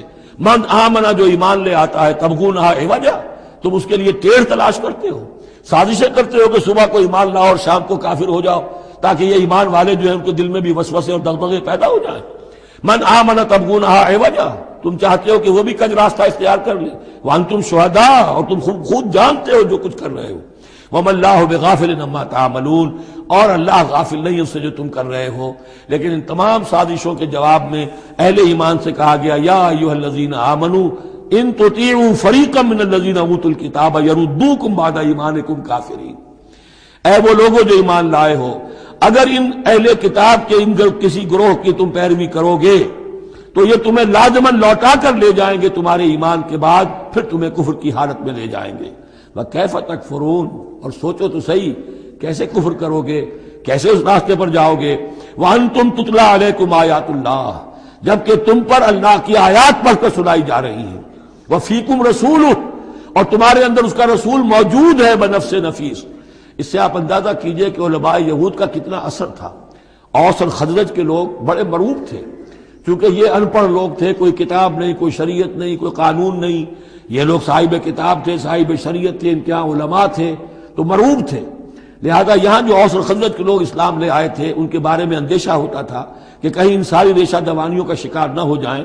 وَكَيْفَ تَكْفُرُونَ وَأَنْتُمْ تُتْلَىٰ عَلَيْكُمْ آیَاتُ اللَّهِ وَفِيكُمْ رَسُولُهُ، کیسے کفر کرو گے تم جبکہ تمہیں اللہ کی آیات پڑھ کر سنائی جا رہی ہیں اور اللہ کے رسول تم میں موجود ہیں۔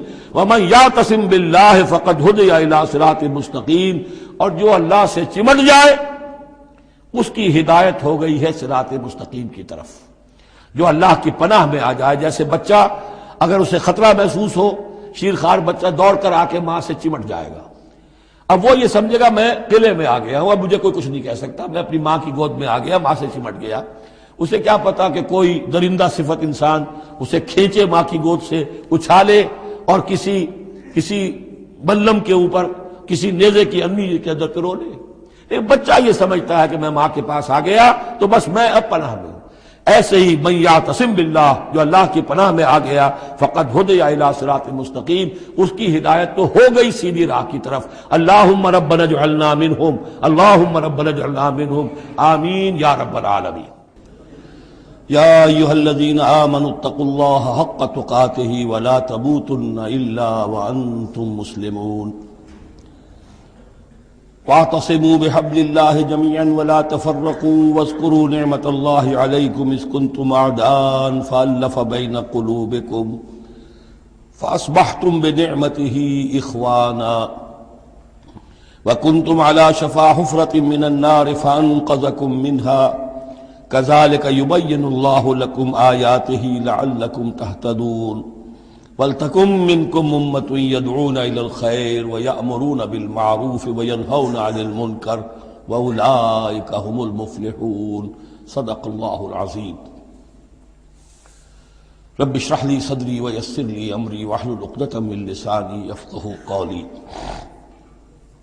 سورہ آل عمران کا جو نصف ثانی اب شروع ہو رہا ہے، تو آپ نے یہ مشابہت بھی نوٹ کر لی ہوگی کہ نصف اول میں سورہ بقرہ میں بھی ایک مرتبہ یا ایھا الذین آمنوا سے خطاب تھا، یا ایھا الذین آمنوا لا تقولوا راعنا وقولوا انظرنا واسمعوا۔ اسی طرح سورہ آل عمران کے نصف اول میں بھی ایک آیت وہ اوپر آ چکی ہے کہ یا ایھا الذین آمنوا ان تطیعوا فریقا من الذین اوتوا الکتاب یردوکم بعد ایمانکم کافرین، لیکن اصل خطاب جو ہے مسلمانوں سے شروع ہو رہا ہے وہ 11ویں رکوع سے، اور یہاں پر اصل میں ایک سہ نکاتی لائحہ عمل دیا جا رہا ہے امت کو۔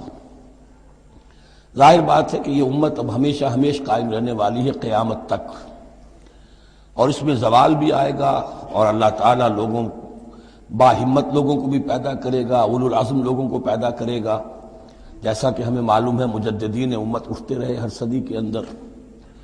لیکن جب بھی کوئی کام دین کی تجدید کا ہو، دین کو اثر نو تازہ کرنے کی کوشش ہو، دین کو قائم کرنے کی جد و جہد ہو، تو اس کا ایک لائحہ عمل ہوگا۔ وہ لائحہ عمل ہے جو ان 3 آیات میں جو ابھی میں نے آپ کو پڑھ کر سنائی ہیں نہایت جامعیت کے ساتھ سامنے آیا ہے، اور یہ حسن اتفاق ہے کہ یہ 3 آیات ہیں، جیسے سورۃ العصر 3 آیات ہیں، ایسے یہ 3 آیات ہیں نہایت جامع۔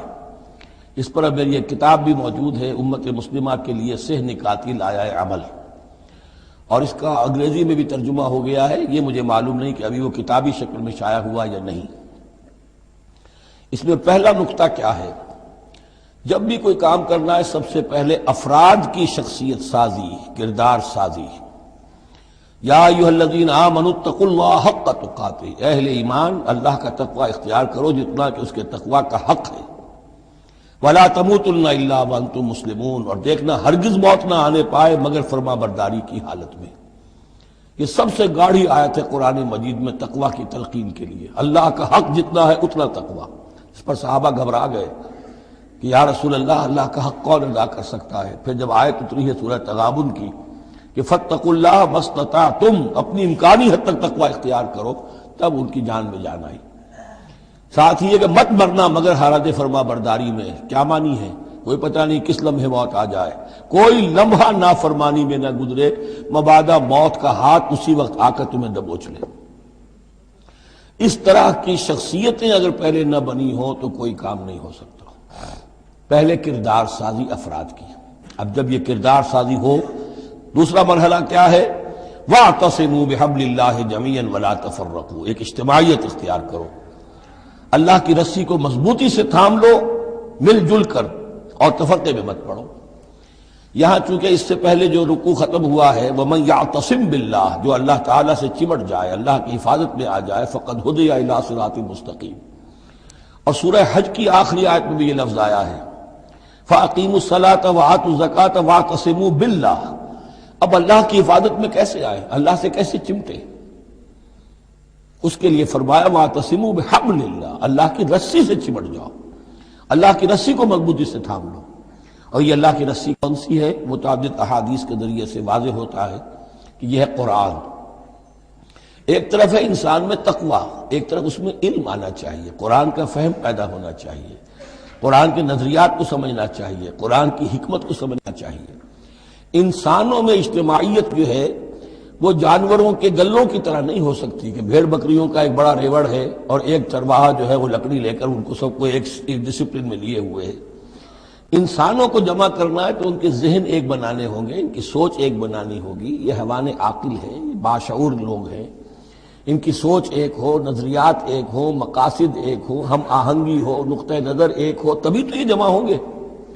اس کے لیے وہ چیز چاہیے جو ان میں یکرنگی خیال، یکرنگی نظر، یکجہتی مقاصد کی ہم آہنگی پیدا کر دے، اور وہ قرآن ہے۔ حبل اللہ هو حبل اللہ المتین، حضرت علی سے روایت ہے، حضرت عبداللہ ابن مسعود سے ہے، حضور نے فرمایا القرآن حبل اللہ الممدود من السماء الى الارض، اللہ کی مضبوط رسی ہے جو آسمان اور زمین کے درمیان تنی ہوئی ہے۔ ایک اور حدیث میں فرمایا فاستبشروا فإن طرفه بأيديكم وطرفه بيد اللہ، خوشیاں مناؤ، یہ قرآن ایسی شے ہے کہ جس کا ایک سرا تمہارے ہاتھ میں، ایک سرا اللہ کے ہاتھ میں۔ تو تقرب الی اللہ کا ذریعہ بھی قرآن، اور آپس میں تمہیں جوڑ کر رکھنے کا ذریعہ بھی قرآن۔ یہی وجہ ہے کہ ہماری ساری یہ تحریک جو ہے میری، اس کا اصل جو منبع ہے، سرچشمہ ہے، اس کا مبنی ہے، مدار ہے، وہ دعوت رجوع القرآن۔ پوری زندگی میں نے اپنی الحمدللہ کھپائی ہے اس کام میں، اور اسی کے ذریعے سے انجمن خدام القرآن اور قرآن اکیڈمیز، پھر 1 ایئر کورس، نوجوان جو ہیں، تعلیم یافتہ لوگ ہیں، وہ پی ایچ ڈی بھی کر چکے ہیں، وہ ڈاکٹر بھی بن گئے ہیں، وہ انجینئر بھی ہیں، لیکن دین کی طرف سے جاہل ہیں، قرآن سمجھ نہیں سکتے۔ وہ آئیں، 1 سال رہیں ہمارے پاس، عربی سیکھیں، قرآن سیکھیں، تاکہ اس پر عمل ہو سکے۔ یہ قرآن کا جو 1 سالہ کورس ہے وہ اس سال پھر اس اکیڈمی میں شروع ہونے والا ہے، انشاءاللہ فروری کی 16 تاریخ سے اس کا آغاز ہوگا، تو آپ لوگ اسے نوٹ کریں، اور یہ قرآن مجید کے ساتھ آپ کی وابستگی ہوگی تو پھر دین کے سوکھ پر آگے چلیں گے۔ تو دوسرا نقطہ ہوا واعتصموا بحبل اللہ جمیعا ولا تفرقوا واذکروا نعمت اللہ علیکم اذ کنتم اعداء، اور ذرا یاد کرو جو اللہ کا انعام تم پر ہوا کہ تم تو ایک دوسرے کے دشمن تھے، فالف بین قلوبکم، تو اللہ نے تمہارے دلوں کے اندر الفت پیدا کر دی، فاصبحتم بنعمتہ اخوانا، تم اللہ کے فضل و کرم سے بھائی بھائی بن گئے۔ یہ یہاں گویا کہ اولین مخاطب یہاں انصار ہیں، ان کے جو 2 قبیلے تھے اوس اور خزرج، وہ آپس میں لڑتے آ رہے تھے 100 برس سے، خاندانی دشمنیاں چلی آ رہی تھی، قتل کے بعد قتل، ادھر کا قتل ادھر کا قتل، لیکن اب جب یہ ایمان آیا، اللہ کی کتاب آ گئی، محمد رسول اللہ آ گئے، تو اب وہ شیر و شکر ہو گئے، ان کے جھگڑے ختم ہو گئے۔ اس طرح پورے عرب کے اندر غارت گری ہوتی تھی، اسے دارالامن بنا دیا۔ وَكُنْتُمْ عَلَىٰ شَفَا حُفْرَةٍ مِّنَ النَّارِ، اور تم تو آگ کے ایک گڑھے کے کنارے تک پہنچ گئے تھے، بس اس میں گرنے والے تھے، فَأَنْقَذَكُم مِّنْهَا، تو اللہ نے اس سے تمہیں نکال لیا اور بچا لیا۔ كَذَلِكَ يُبَيِّنُ اللَّهُ لَكُمْ آيَاتِهِ لَعَلَّكُمْ تَهْتَدُونَ، اس طرح اللہ تعالیٰ اپنی آیات تمہارے لیے واضح کر رہا ہے تاکہ تم راہ پاؤ، صحیح راہ پر قائم رہو۔ یہ 2 نقطے ہو گئے، پہلے افراد کے کردار کی تعمیر، تقوی اور تابعداری، فرما برداری، پھر جمعیت، تنظیم، جماعت، اور اس کے لیے جو معنوی، جو اس کے لیے ہے، جو محور ہے اس تنظیم کا، وہ معنوی محور کیا ہے؟ قرآن مجید، حبل اللہ، احتسامش کن کہ حبل اللہ اوست، مضبوطی سے تھامو، اس کو علامہ اقبال کہتے ہیں قرآن کو، حبل اللہ یہ ہے۔ اب یہ جو حبل اللہ، اور جو اس کے لیے ظاہری شکل بنے گی وہ بھی اس صورت میں ہم پڑھ چکے ہیں، من انصاری اللہ، کہ کوئی اللہ کا بندہ کھڑا ہو اور کہے کہ میں تو اس راستے پر چل رہا ہوں، اب کون ہے جو میرے ساتھ آتا ہے اور میرا مددگار بنتا ہے۔ اب ایسی جمعیت جو وجود میں آئی وہ کیا کرے گی؟ یہ تیسری آیت اہم ترین ہے، وَلْتَكُن مِّنكُمْ أُمَّةٌ يَدْعُونَ إِلَى الْخَيْرِ وَيَأْمُرُونَ بِالْمَعْرُوفِ وَيَنْهَوْنَ عَنِ الْمُنكَرِ، سے نکاتی پھر آ گیا۔ تیسرے میں 3 کام، یہ جماعت کے کرنے کے کام صرف 3 ہیں، دعوت خیر، دعوت الی الخیر، اور سب سے بڑا خیر یہ قرآن ہے۔ یامرون بالمعروف، نیکی کا حکم دیتے رہیں، وینہون عن المنکر، اور بدی سے روکتے رہیں، واولئک هم المفلحون، اور یہی لوگ ہیں جو فلاح پانے والے ہیں۔ ولتکن منکم امۃ، تم میں سے ایک ایسی امت وجود میں آنی چاہیے، منکم ہے، گویا کہ ایک بڑی امت ہے، امت مسلمہ، وہ تو اب 150 کروڑ ہیں یا 140 یا 130 کروڑ ہیں، سوئے ہوئے ہیں، اپنے منصب کو بھولے ہوئے ہیں، دین سے دور ہیں، تو اب اس امت کے اندر چھوٹی امت بنے، ایک جماعت بنے، وہ جماعت اپنے ذمے یہ کام لے لے، جاگو اور جگاؤ، جو ہمدرد کا ایک جو نعرہ ہے کہ اب جاگو اور جگاؤ، اللہ نے تمہیں جاگنے کی صلاحیت دے دی، اب اوروں کو جگاؤ، اور اس کے لیے طاقت فراہم کرو، ایک جماعت بناؤ۔ وَلْتَكُن مِّنكُمْ أُمَّةٌ يَدْعُونَ إِلَى الْخَيْرِ وَيَأْمُرُونَ بِالْمَعْرُوفِ وَيَنْهَوْنَ عَنِ الْمُنكَرِ وَأُولَٰئِكَ هُمُ الْمُفْلِحُونَ، یہی لوگ فلاح پانے والے ہیں۔ وہ بڑی امت کروڑوں کی جو ہے، جو یہ کام نہیں کرتی، وہ فلاح کی امید میں اگر ہے اور نجات کی امید میں ہے تو ایک امید موہوم ہے، فلاح پانے والے صرف یہ لوگ ہوں گے، اولئک هم المفلحون۔ اب اسی میں آگے چل کر میں نے جو منہج انقلاب نبوی ہے اس میں یہ بات واضح کی ہے کہ جب کوئی انقلاب کے لیے آخری اقدام ہوگا وہ بھی نہی عن المنکر بالید، اس لیے کہ حدیث میں حضور نے نہی عن المنکر کے 3 مرتبے بیان کیے ہیں۔ ابو سعید خدری رضی اللہ عنہ سے روایت ہے، من رآ منکم منکرا فلیغیرہ بیدہ فإن لم یستطع فبلسانہ فإن لم یستطع فبقلبہ وذلک اضعف الایمان، رواہ مسلم رحمہ اللہ۔ تم میں سے کوئی شخص کسی منکر کو دیکھے، اس کا فرض ہے اسے طاقت سے، زور سے، ہاتھ سے بند کرے، روکے، بدلے۔ اگر اس کی طاقت نہیں ہے تو زبان سے تو کہے، اس کی بھی ہمت نہیں تو دل میں نفرت ضرور رکھے، اور یہ ایمان کا کمزور ترین درجہ ہے۔ نفرت بھی ختم ہو گئی، وائے ناکامی متائے کارواں جاتا رہا، کارواں کے دل سے احساس زیاں جاتا رہا، تو اب کوئی ایمان نہیں۔ ہاں دل میں نفرت ہے تو اگلا قدم اٹھاؤ، زبان سے کہنا شروع کرو، بھائی یہ چیز غلط ہے، یہ حرام ہے، یہ اللہ نے اس کو حرام ٹھہرایا ہے، مت یہ کام کرو، لیکن ساتھ ہی اپنی طاقت بناتے جاؤ، ایک جماعت بناؤ، قوت بناؤ، جب وہ طاقت ہو جائے اب کہو کہ اب یہ نہیں کرنے دیں گے، پھر وہ ہوگا نہیں منکر بالید، طاقت کے ساتھ۔ یہ ہوگا انقلاب کا جو ہے آخری مرحلہ۔ تو یہ 3 آیتوں کے اندر عظیم ہدایت ہے، پورا لایا عمل ہے، اسی میں منہج انقلاب نبوی کا جو آخری اقدامی عمل ہے وہ بھی پوشیدہ ہے۔ وَلَا تَكُونُوا كَالَّذِينَ تَفَرَّقُوا وَاخْتَلَفُوا مِن بَعْدِ مَا جَاءَهُمُ الْبَيِّنَاتُ، اور ان لوگوں کی طرح نہ ہو جانا جو متفرق ہو گئے، فرقوں میں بٹ گئے اور انہوں نے اختلافات پیدا کر لیے اس کے بعد کہ ان کے پاس واضح تعلیمات آ گئی تھیں۔ اولئک لہم عذاب عظیم، ایسے لوگوں کے لیے تو بہت بڑا عذاب ہے۔ یوم تبیض وجوہ وتسود وجوہ، اب یہ آخرت کا ذکر ہے جس دن کے بعض چہرے جو ہیں بڑے روشن اور تابناک ہوں گے اور بعض چہرے جو ہیں وہ سیاہ ہوں گے۔ فَأَمَّا الَّذِينَ اسْوَدَّتْ وُجُوهُهُمْ، تو جن لوگوں کے اس دن چہرے سیاہ ہوں گے، یہ وہ کون ہوں گے؟ اکفرتم بعد ایمانکم، یہ وہی لوگ ہوں گے جو ایمان کے بعد کفر میں لوٹ گئے، ہدایت کے آنے کے بعد تفرقے میں پڑ گئے، زدم زدہ میں پڑ گئے، انہوں نے اس عبد اللہ کو چھوڑ دیا۔ اکفرتم بعد ایمانکم فذوقوا العذاب بما کنتم تکفرون، تو اب ذرا مزہ چکھو اس عذاب کا، اس کفر کی باعث جو تم کرتے رہے تھے۔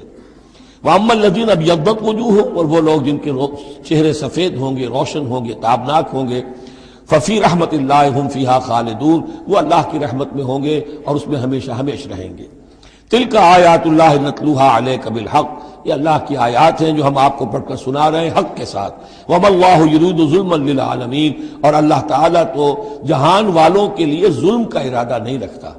لوگ اپنے اوپر ظلم کرتے ہیں، خود غلط راستے پر پڑتے ہیں اور اس کی پھر ان کو سزا دنیا اور آخرت میں بھگتنی پڑتی ہے۔ وَلِلَّهِ مَا فِي السَّمَاوَاتِ وَمَا فِي الْأَرْضِ، جیسا کہ میں نے عرض کیا اکثر اہم بحثوں کے بعد پھر یہ آیت آتی ہے اس طرح کی کہ گویا کہ یہ ایک کنکلوڈنگ ریمارک، اللہ ہی کے لیے ہے جو کچھ آسمانوں اور زمین میں ہے، وَإِلَى اللَّهِ تُرْجَعُ الْأُمُورُ، اور بالآخر سارے معاملات اللہ ہی کی طرف لوٹا دیے جائیں گے۔ كُنتُمْ خَيْرَ أُمَّةٍ أُخْرِجَتْ لِلنَّاسِ، تم وہ بہترین امت ہو جسے لوگوں کے لیے برپا کیا گیا ہے، یعنی یہ پوری امت مسلمہ اس لیے بنائی گئی تھی۔ یہ دوسری بات ہے امت مسلمہ بھول جائے، جب بھول جائے تو پھر جو بھی ان میں سے جاگے وہ دوسروں کو جگا کر اس امہ ودن امہ، اس امت کے اندر اندر جماعت، پارٹی ودن پارٹی، امہ ودن امہ بنائیں اور وہ کام کریں جو اوپر ہے۔ لیکن حقیقت میں تو اس امت مسلمہ کا ایز سچ مجموعی طور پر فرض منصبی یہی ہے۔ کنتم خیر امت، دیکھیے یہ اس آیت کو رکھیے اب سورہ بقرہ میں جو آیت تھی، وَكَذَلِكَ جَعَلْنَاكُمْ أُمَّةً وَسَطًا لِتَكُونُوا شُهَدَاءَ عَلَى النَّاسِ وَيَكُونَ الرَّسُولُ عَلَيْكُمْ شَهِيدًا، اسی کے ہم وزن یہ آیت ہے سورہ آل عمران کی، کنتم خیر امت اخرجت للناس، تم بہترین امت ہو جسے لوگوں کے لیے نکالا گیا ہے۔ دنیا کی اور قومیں اپنے لیے زندہ رہتی ہیں، اپنی ترقی، اپنی بہتری، اپنی بہبود، اپنی دنیا میں عزت، اپنے دائرے کو بڑھانا، لیکن مسلمان کو جینا ہے، ہم تو جیتے ہیں کہ دنیا میں تیرا نام رہے، کہیں ممکن ہے کہ ساقی نہ رہے، جام رہے، زیادہ سے زیادہ لوگوں کو ہدایت کی طرف بلانا، لوگوں کو جہنم کی آگ سے بچانے کی کوشش کرنا۔ تمہیں جینا ہے ان کے لیے، وہ جیتے ہیں اپنے لیے۔ کنتم خیر امت اخرجت للناس، تمہیں نکالا گیا ہے، برپا کیا گیا ہے لوگوں کے لیے۔ تامرون بالمعروف، تم حکم کرتے ہو نیکی کا، وتنہون عن المنکر، اور تم روکتے ہو بدی سے، وتؤمنون باللہ، اور تم ایمان رکھتے ہو اللہ پر۔ یہ کیفیت تھی پوری امت مسلمہ کی حضور کے وقت، اور وہ جو پہلے بتایا گیا ہے وہ اس وقت کے لیے ہے جب کہ امت سو گئی ہو، امت بھول گئی ہو اپنے مقصد وجود کو۔ تو ظاہر بات ہے جن کو ہوش آ جائے وہ لوگوں کو جگائیں اور ایک نئی جمعیت فراہم کریں۔ وَلَوْ آمَنَ أَهْلُ الْكِتَابِ لَكَانَ خَيْرًا لَهُمْ، اگر یہ اہل کتاب ایمان لے آتے تو یہ ان کے حق میں بہت بہتر تھا۔ مِنْهُمُ الْمُؤْمِنُونَ، ان میں ہے کچھ لوگ جو ایمان والے ہیں، یعنی ان میں سے مراد وہ بھی ہو سکتے ہیں جو اس وقت تک یہودیوں میں سے یا نصرانیوں میں سے ایمان لا چکے تھے، اور یہ بھی ہو سکتا ہے جن کے اندر پوٹینشلی ایمان تھا اور کچھ عرصے کے بعد کہا جا رہا کہ وہ ایمان لے آئیں گے۔ وَأَكْثَرُهُمُ الْفَاسِقُونَ، لیکن ان کی اکثریت جو ہے اب وہ فاسقوں اور نافرمانوں پر مشتمل ہے۔ وہی معاملہ جو امت مسلمہ کا آج ہو چکا، اکثریت کا حال کیا ہے وہ دیکھ لیجیے آپ۔ لَن يَضُرُّوكُمْ إِلَّا أَذًى، اے مسلمانوں یہ تمہیں نقصان نہیں پہنچا سکیں گے مگر کچھ تھوڑی سی کوفت، بہرحال تمہارے لیے کوفت کا سبب تو بنتے رہیں گے، لیکن یہ تمہیں کچھ ضرر بالفعل پہنچا نہیں سکیں گے۔ وَإِن يُقَاتِلُوكُمْ يُوَلُّوكُمُ الْأَدْبَارَ، اور اگر یہ کہیں تم سے جنگ کریں گے تو پیٹھ دکھا دیں گے، ان میں جرت نہیں ہے ان بزدل ہیں، یہ تمہارا مقابلہ نہیں کر سکیں گے. ثم لا ینصرون، پھر ان کی مدد نہیں کی جائے گی. ضربت علیہم الذلہ، اب وہ آیت آ گئی سورہ بقرہ کے وہ جو 7ویں رکوع کے آخر میں آئی تھی، بس تھوڑا سا ترتیب کا فرق ہے. ضربت علیہم الذلۃ اینما ثقفوا، ان کے اوپر ذلت تھوپ دی گئی ہے، مسلط کر دی گئی ہے جہاں بھی پائے جائیں.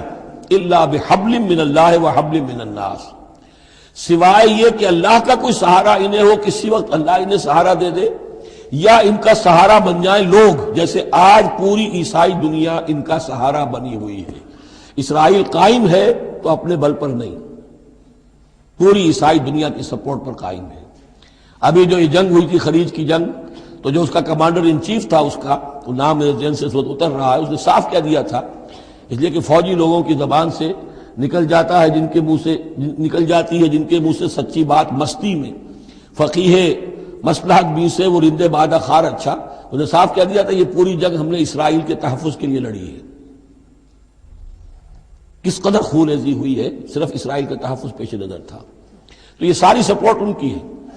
ضربت علیہم الذلۃ اینما ثقفوا الا بحبل من اللہ وحبل من الناس وباؤوا بغضب من اللہ، اور یہ اللہ تعالیٰ کا غضب جو ہے اور غصہ انہوں نے حاصل کر لیا ہے. وضربت علیہم المسکنہ، اور ان کے اوپر کم ہمتی مسلط کر دی گئی ہے. ذالک بانہم کانوا یکفرون بآیات اللہ، جو کہ تو وہی الفاظ آ رہے ہیں، اور اللہ تعالیٰ تو ظالم نہیں ہے. تو ان کا یہ حشر اس لیے ہوا ہے کہ یہ اللہ تعالیٰ کی آیات کا انکار کرتے رہے. وَيَقْتُلُونَ الْأَنْبِيَاءَ بِغَيْرِ حَقٍّ، اور انبیاء تک کو قتل کرتے رہے ناحق. ذَلِكَ بِمَا عَصَوْا وَكَانُوا يَعْتَدُونَ، اور یہ ہوا اس لیے کہ انہوں نے نافرمانی کی روش اختیار کی اور حدود سے تجاوز کیا. لیسوا سواء، پھر وہی بات جو میں عرض کر چکا ہوں، یہ سب کے سب برابر نہیں ہیں، ان میں سے اچھے بھی ہیں برے بھی ہیں. من اہل الکتاب امۃ قائمۃ یتلون آیات اللہ آناء اللیل وہم یسجدون، اہل کتاب میں ایسے لوگ بھی ہیں جو کھڑے رہنے والے لوگ ہیں، سیدھے راستے پر ہیں، اللہ کی آیات پڑھتے رہتے ہیں رات کے اوقات میں اور سجدہ بھی کرتے ہیں. خاص طور پر چونکہ یہاں اہل کتاب کا لفظ آ رہا ہے، جو عیسائی راہب تھے حضور کے زمانے میں، ان پہ کثیر تعداد جو ہے وہ اس کردار کی حامل تھی. انہی میں سے ایک بحیرہ راہب تھا جس نے بچپن میں حضور کو پہچان لیا تھا. تو ان میں ایسے لوگ موجود تھے. یقیناً کوئی چھپے ہوئے ہوں گے یہود میں بھی، لیکن اکثر و بیشتر یہود میں سے یہ کردار ختم ہو چکا تھا. بہت ہی چند لوگ، لیکن عیسائیوں میں بکثرت موجود تھے. لیسوا سواء من اہل الکتاب امۃ قائمۃ یتلون آیات اللہ آناء اللیل وہم یسجدون یؤمنون باللہ والیوم الآخر، وہ ایمان رکھتے ہیں اللہ پر اور یوم آخر پر. وَيَأْمُرُونَ بِالْمَعْرُوفِ وَيَنْهَوْنَ عَنِ الْمُنْكَرِ، نیکی کا حکم دیتے ہیں بدی سے روکتے ہیں. وَيُسَارِعُونَ فِي الْخَيْرَاتِ، اور نیکیوں میں ایک دوسرے سے آگے نکلنے کی کوشش کرتے ہیں. وَأُولَٰئِكَ مِنَ الصَّالِحِينَ، اور یقیناً یہ صالحین میں سے ہیں. وَمَا يَفْعَلُوا مِنْ خَيْرٍ فَلَنْ يُكْفَرُوهُ، جو خیر بھی یہ کریں گے تو اس کی ناقدری نہیں کی جائے گی. وَاللَّهُ عَلِيمٌ بِالْمُتَّقِينَ، اللہ تعالیٰ اپنے ایسے متقی بندوں سے واقف ہے. ان الذين كفروا لن تغني عنهم اموالهم ولا اولادهم من الله شيئا، اس کے برعکس جو لوگ کفر پر اڑ جائیں گے ان کے کام نہیں آ سکیں گے، نہ ان کے اموال نہ ان کے اولاد اللہ سے بچانے میں کچھ بھی. واولئک اصحاب النار، وہ جہنمی ہیں، ہم فیہا خالدون، اسی میں رہیں گے. مثل ما ينفقون في هذه الحیات الدنیا كمثل ريح فيها سر اصابت حرث قوم ظلموا انفسهم فاهلكت. اب یہ جو جنگیں کر رہے تھے قریش مکہ، تو ظاہر بات ہے کہ وہ بھی انفاق کرتے تھے. فوج تیار کرنی ہے، اونٹ چاہیے، سواریاں چاہیے، ہتھیار چاہیے، تو خرچہ کرتے تھے نا. اب یہ اس کی طرف اشارہ ہے کہ یہ لوگ جو دنیا کی زندگی میں کچھ خرچ کرتے ہیں، یا تو دین کی مخالفت کے لیے، یا اپنے جی کو ذرا جھوٹی ایک تسلی دینے کے لیے کہ ہم کچھ نہ کچھ صدقہ خیرات بھی کرتے ہیں چاہے ہمارا کردار کتنا ہی گر گیا ہو. تو ان کے انفاق کی مثال ایسی ہے کمثل ریح فیہا سر، کہ جیسے ایک زوردار آندھی ہو جس میں پالا ہو، بہت ٹھنڈ ہو. اصابت حرث قوم، وہ کسی قوم کی کھیتی کو آ پڑے. ظلموا انفسہم، جنہوں نے اپنی جان پر ظلم کیا، فاہلکت ہو، اور اس سب کو تباہ و برباد اور تہس نہس کر کے رکھ دے. یعنی ان کی یہ نیکیاں، ان کا یہ انفاق، ان کی یہ جد و جہد، یہ سب کی سب بالکل ضائع ہو جانے والی ہیں، ہبط ہو جانے والی نیکیاں اور ضائع جانے والی ان کی ساری مساعی اور دوڑ دھوپ. وما ظلمهم اللہ ولکن انفسهم یظلمون، اور انہوں نے، ان پر اللہ نے کوئی ظلم نہیں کیا بلکہ وہ اپنی جانوں پر خود ظلم ڈھا رہے ہیں. یا ایھا الذین آمنوا لا تتخذوا بطانۃ من دونکم، اہل ایمان مت بناؤ اپنے بھیدی اپنے سوا کسی کو، یعنی رازدار نہ بناؤ سوائے کسی مسلمان کے جس کے بارے میں اطمینان ہو، صاحب ایمان ہے، اس کے علاوہ کسی اور شخص کو اپنا بھیدی نہ بناؤ۔ چونکہ یہ مدینے میں رہتے تھے بہت عرصے سے، ان کی دوستیاں تھیں یہودیوں کی، اور ادھر جو ہے یہ اوس اور خزرج کے لوگوں کی، وہ دوستیاں ہیں، پس منظر ہے، پرانے تعلقات ہیں، روابط ہیں، اس کی وجہ سے وہ بسا اوقات جو راز کی باتیں ہوتی تھی وہ بھی بیچارے سادہ لوح مسلمان اپنی نیکی کے اندر سادگی میں وہ بھی ان کو بتا دیتے تھے۔ لا تتخذوا بطانة من دونکم لا یعلونکم خبالا، وہ تمہارے لیے کسی خرابی میں کوئی کسر نہیں چھوڑتے۔ ودوا ما عنتم، انہیں پسند ہے وہ چیز جو تمہیں تکلیف میں ڈالے، مشقت میں ڈالے۔ قد بدت البغضاء من افواہہم، ان کی جو دشمنی ہے تم سے وہ ان کے منہوں سے بھی ظاہر ہو چکی ہے، ان کا کلام ایسا ہوتا ہے، آتش برساتے ہیں زبان سے۔ وما تخفی صدورہم اکبر، اور جو کچھ زبان سے ظاہر ہوتا ہے وہ تو پھر بھی کم ہے، ان کے دلوں کے اندر جو آگ بھڑک رہی ہے دشمنی کی اور حسد کی وہ اس سے کہیں بڑھ کر ہے۔ قد بینا لکم الآیات ان کنتم تعقلون، ہم نے تمہارے لیے اپنی آیات کو واضح کر دیا ہے اگر تم عقل سے کام لو، یعنی باز آ جاؤ، اپنے اس طرز عمل کو دیکھو۔ ہاں تم اولئک تحبونہم، تمہارا حال تو یہ کہ تم ان سے محبت کرتے ہو، شرافت ہے تمہاری، سادہ نوئی ہے، پرانے تعلقات ہیں، ان تعلقات کو تم نبھانا چاہتے ہو۔ ولا یحبونکم، لیکن جان لو وہ تم سے محبت نہیں کرتے۔ وتؤمنون بالکتاب کلہ، اور تمہاری شان یہ کہ تم پوری کتاب کو مانتے ہو، تم تورات کو بھی مانتے ہو، انجیل کو بھی مانتے ہو۔ یہ نصیبا من التورات آیا تھا نا، نصیبا من الکتاب، کتاب ہی کا ایک حصہ تھا تورات، کتاب ہی کا ایک حصہ اللہ تعالیٰ کی اس قدیم کتاب جو ام الکتاب میں سے ہی پھر یہ انجیل آئی ہے، اسی ام الکتاب سے پھر قرآن مجید کامل آیا ہے۔ تو تم تو مانتے ہو پوری کتاب کو۔ وَإِذَا لَقُوكُمْ قَالُوا آمَنَّا، اور جب یہ تم سے ملتے تو کہتے ہیں کہ ہم بھی مومن ہیں، ہم بھی مانتے ہیں، بات ٹھیک ہے آپ کی۔ وَإِذَا خَلَوْا، جب وہ علیحدگی میں ہوتے ہیں، خلوت میں ہوتے ہیں، عَضُّوا عَلَيْكُمُ الْأَنَامِلَ مِنَ الْغَيْظِ، تو اب تم پر غصے کی وجہ سے اپنی انگلیاں چباتے ہیں۔ عَضَّ يَعُضُّ، انگلیاں کاٹنا غصے کہ اب کچھ پیش نہیں جا رہی، اور اسلام کا جو ہے معاملہ اور آگے سے آگے بڑھتا جا رہا ہے، لیکن یہ کہ اس کے غصے میں پیچ و تاب کھاتے ہیں، اپنی انگلیاں چباتے ہیں۔ قل موتوا بغیظکم، ان سے کہو کہ مرو اپنے اس غصے میں، غم میں، اپنے جذبات میں۔ ان اللہ علیم بذات الصدور، یقیناً اللہ تعالیٰ جو کچھ سینوں کے اندر مضمر ہے اس سے بھی واقف ہے۔ ان تمسسکم حسنۃ تسؤہم، اگر تمہیں اے مسلمانوں کوئی بھلائی پہنچ جائے، کوئی خیر ہو جائے، تمہیں کہیں فتح نصیب ہو جائے، انہیں بری لگتی ہے۔ وَإِن تُصِبْكُمْ سَیِّئَةٌ یفرحوا بِہَا، اور اگر تمہیں کوئی تکلیف پہنچے، کہیں کوئی زخم پہنچ جائے، کوئی عارضی طور پر شکست کہیں ہو جائے، جیسے احد میں ہو گئی تھی، تو بڑے خوش ہوتے ہیں، شادیانے بجاتے ہیں۔ وَإِن تَصْبِرُوا وَتَتَّقُوا، لیکن یہ کہ اگر تم صبر کرتے رہو اور تقویٰ کی روش اختیار کرو، لَا يَضُرُّكُمْ كَيْدُهُمْ شَيْئًا، ان کی یہ ساری چالیں تمہیں کوئی مستقل نقصان نہیں پہنچا سکیں گی۔ لیکن یہ کہ صبر اور تقویٰ یہ دو چیزیں، وَاسْتَعِینُوا بِالصَّبْرِ وَالصَّلَاةِ، وہی صلاۃ جو ہے اس کی جگہ یہاں لفظ تقویٰ آ گیا ہے کہ یہ تم اگر کرتے رہو گے تو پھر یہ کہ ان کی ساری سازشیں ناکام ہوں گی بالآخر۔ ان اللہ بما یعملون محیط، جو کچھ یہ کر رہے ہیں اللہ اس کا احاطہ کیے ہوئے ہے، یہ اللہ کے اس دائرے سے جو اللہ نے ایک حد کھینچی ہوئی ہے اس سے آگے نہیں نکل سکتے، بس اس کے اندر اندر اچھل کود کر رہے ہیں، جو بھی ان کی سازشیں وہ ہو رہی ہیں، لیکن یہ کہ اللہ تمہیں ضمانت دے رہا ہے کہ کوئی مستقل تمہیں نقصان یہ نہیں پہنچا سکیں گے۔ اب یہاں سے 6 رکوع، میں نے عرض کیا تھا کہ نصف ثانی کو 3 حصوں میں تقسیم سمجھیے، پہلے 2 رکوع مکمل ہو گئے، 11واں اور 12واں۔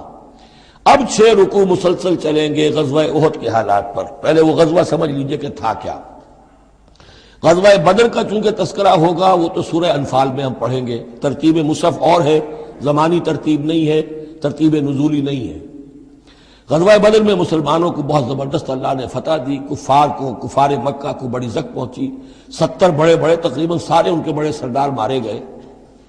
ان کے اندر اب جو جلن تھی اور غصہ تھا، اور عرب کا یہ مزاج تھا کہ بدلہ لینا ہے، لہذا 1 سال کے اندر انہوں نے پوری تیاری کی، تمام جو بھی کر سکتے تھے ساز و سامان جمع کیا، 3000 کا لشکر لے کر۔ اور اب ابو سفیان، ابو جہل تو مارا جا چکا تھا، وہ تھا سردار جو کہ بدر میں آیا تھا فوج لے کر۔ اب ابو سفیان جو ہیں وہ چونکہ بعد میں ایمان لے آئے، ان کے نام کو تو ہم ادب کے ساتھ ہی لیں گے، اب وہ سردار تھے اس وقت۔ اور وہ 3000 کا لشکر لے کر آئے، اور اس دفعہ وہ اتنا اہتمام کر کے آئے تھے کہ ہماری فتح یقینی ہے، اپنے بچوں کو خاص طور پہ خواتین کو بھی ساتھ لے کر آئے تاکہ ہمارے اندر غیرت رہے کہ ہماری عورتیں بھی ساتھ ہیں، اگر کہیں میدان سے ہمارے قدم اکھڑ گئے تو ہماری عورتیں جو ہے وہ قبضے میں چلی جائیں گی مسلمانوں کے۔ تو ہند جو تھی، اس کی بیوی ابو سفیان کی بیوی ہند، وہ بھی ایمان لے آئی بعد میں، لیکن عتبہ کی بیٹی تھی، اس کا باپ اور بھائی عتبہ ابن ربیعہ اور چچا اس کا اور بھائی، یہ 3 جو ہیں بدر میں قتل ہو چکے تھے، مسلمانوں کے ہاتھوں واصل جہنم ہو چکے تھے۔ تو ہند کے سینے کے اندر بھی انتقام کی آگ تھی۔ باقی تو یہ کہ کوئی گھر بچا ہی نہیں تھا مکے کا جن کا کوئی نہ کوئی آدمی مارا نہ گیا، اور 70 آدمی مارے گئے تھے۔ اب یہ جب لوگ آئے ہیں تو ادھر حضور نے مشورہ کیا صحابہ سے کہ کیا کرنا چاہیے، لشکر آ گیا 3000 کا۔ کچھ لوگوں نے کہا کہ ٹھیک ہے، کھل کر مقابلہ کریں گے، ڈٹ کر مقابلہ کریں گے، چلیں گے میدان میں۔ حضور کا اپنا رجحان ادھر تھا کہ یہ صورتحال ایسی ہے کہ ہم اگر مدینے میں محصور رہ کر مقابلہ کریں تو بہتر ہے۔ لیکن جو لوگ بدر کے بعد ایمان لائے تھے، ایک تو ان کا جوش و خروش تھا، ان کا ہمیں تو شہادت چاہیے، ہمیں آخر اس موت سے کیا ڈر ہے، شہادت ہے مطلوب و مقصود مومن، نہ مال غنیمت نہ کشور کشائی۔ تو حضور نے ان کا لحاظ کرتے ہوئے آپ نے فیصلہ کر دیا ٹھیک ہے ہم میدان میں جائیں گے، کھل کر مقابلہ کریں گے۔ اس پر جب وہ مقابلے میں پہنچ گئے ہیں، آپ لے کر گئے تھے 1000 آدمی باہر۔ جب آمنا سامنا ہوا ہے تو وہاں عبداللہ ابن ابی یہ کہہ کر اپنے 300 آدمیوں کو لے کے واپس آ گیا۔ اتفاقاً اس کی رائے بھی یہ تھی کہ کھلے میدان میں جنگ مت کرو، بلکہ یہ کہ محصور ہو کر، جو حضور کی رائے تھی وہی اس کی بھی تھی اس وقت۔ لیکن اس وقت وہ یہ کہہ کر کہ جب ہماری بات نہیں مانی جاتی تو ہم خام خواہ کیوں اپنی جانیں جو ہے جوکھوں میں ڈالیں، وہ 300 آدمی لے گیا تو رہ گئے صرف 700۔ ان 700 میں سے بھی 2 گھرانے ایسے تھے، بنو حارثہ بنو سلمہ، ان کے قدم بھی تھوڑی دیر کے لیے ڈگمگائے، لیکن پھر ان کو اللہ تعالیٰ نے حوصلہ دیا اور وہ جم گئے، وہ 300 چلے گئے۔ اس کے بعد اللہ نے وعدہ کیا ہوا تھا مدد کا، جنگ ہوئی، مدد آئی اور اللہ نے فتح دے دی۔ لیکن وہ ایک ڈرا تھا مسلمانوں کی پشت پر پہاڑ میں۔ حضور کو اندیشہ تھا کہ ایسا نہ ہو کہ وہاں سے ہم پر حملہ ہو جائے تو 2 طرف سے ہم چکی کے پاٹ کے درمیان، 2 پاٹوں کے درمیان آ جائیں۔ وہاں 50 تیر انداز آپ نے مقرر کر دیے تھے کہ یہاں سے مت ہلنا، چاہے تم یہ دیکھو کہ ہم سب مارے گئے اور ہمارے گوشت جو ہے وہ کوے اور چیلیں کھا رہے ہیں، تب بھی تم نے نہیں ہلنا یہاں سے۔ لیکن جب مسلمانوں کو فتح ہو گئی وہاں اختلاف ہو گیا کہ حضور نے جو فرمایا تھا وہ شکست کے سلسلے میں تھا، اب تو فتح ہو گئی ہے، چلو اب چل کے مال غنیمت جمع کرنے میں باقی تم لوگوں کا ساتھ دو۔ جو وہاں کے لوکل کمانڈر تھے وہ منع کرتے رہے کہ ہرگز مت ہلو، حضور کا حکم یاد رکھو۔ وہ تعویل کر چکے تھے حضرت حضور کے حکم کی۔ 35 چلے گئے، 15 رہ گئے۔ خالد ابن ولید اس وقت جو تھے، کیولری جو تھی، جو گھڑ سوار تھے ان کے جو ہے کمانڈر خالد ابن ولید تھے، ایمان نہیں لائے تھے ابھی۔ ان کی عقابی نگاہ نے دیکھ لیا کہ وہ درا خالی ہے، تو ادھر تو شکست ہو رہی ہے، وہ اپنا 100 گھوڑوں کا جتنا بھی گھوڑے تھے ان کا لے کر پورا کا پورا رسالہ، اور وہ پیچھے سے آ کر حملہ کیا اور وہ فتح شکست میں بدل گئی۔ 70 صحابہ شہید ہو گئے، حضور بھی زخمی ہو گئے، دندان مبارک شہید ہوئے، خون اتنا گیا کہ یہ بھی مشہور ہو گیا کیونکہ بے ہوشی طاری ہو گئی تھی کہ حضور کا انتقال ہو گیا ہے۔ لیکن پھر یہ ہے کہ ہمت کر کے لوگوں جمع ہوئے، حضور نے لوگوں کو پکارا، پھر آپ نے یہ فیصلہ کیا کہ پہاڑ پر چڑھ کر اور وہاں پر اس وقت بچاؤ کر لیا جائے، تو تمام مسلمان پہاڑ پر چڑھ گئے۔ اب موقع یہ تھا ان کے لیے، ابو سفیان اور دوسری طرف جو یہ ان کے ساتھی جو کیولری کے سردار تھے خالد ابن ولید، ان میں اختلاف ہو گیا۔ خالد ابن ولید کا کہنا یہ تھا کہ ان کا پیچھا کرو اور ختم کر کے ہی چلو، یہاں سے پہاڑ پر چڑھو۔ ابو سفیان نے کہا نہیں، یہ بہت خطرے کی بات ہے، وہ اونچائی پر ہے، اوپر سے پتھر پھینکیں گے اور ہمارے گھوڑوں کا بھی نقصان ہوگا، ہمارا بھی ہوگا، اب ہم نے بدر کا بدلہ لے لیا ہے، اب ہم چلتے ہیں۔ وہ وہاں سے چلے گئے۔ بہرحال یہ ہے پورا سلسلہ کہ جس کے اب واقعات اس میں آئیں گے، تو ایک سکیچ میں نے آپ کے سامنے رکھ دیا ہے۔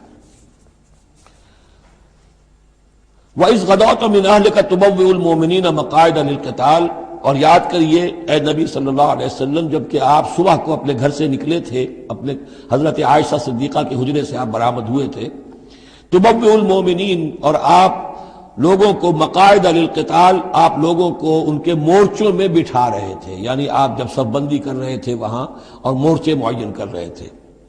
واللہ سمیع علیم، اللہ سب کچھ سننے والا اور جاننے والا ہے۔ اذ ہمت طائفتان منکم ان تفشلا، جبکہ 2 گروہ تم میں سے ایسے تھے اے مسلمانوں کہ وہ کچھ کمزوری انہوں نے دکھائی، نامردی کا مظاہرہ کیا، ان کے پاؤں لڑکھڑائے، واللہ ولیہما، حالانکہ اللہ تعالیٰ ان کا پشت پناہ تھا، وعلی اللہ فلیتوکل المؤمنون، اور اللہ تعالیٰ پر ہی توکل کرنا چاہیے اہل ایمان کو۔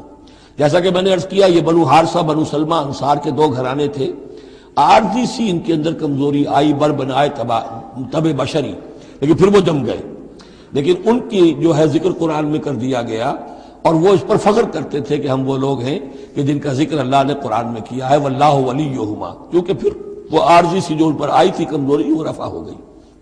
اور آپ غور کریں گے کہ وہ جو بدبخت تھے 300 جو چلے گئے عین میدان جنگ سے، ان کا ذکر بھی اللہ نہیں کر رہا یہاں پر، گویا کہ وہ اس لائق بھی نہیں ہے کہ ان کا ذکر کیا جائے، انڈائریکٹلی اس کا ذکر آخر میں آئے گا ورنہ شروع میں نہیں۔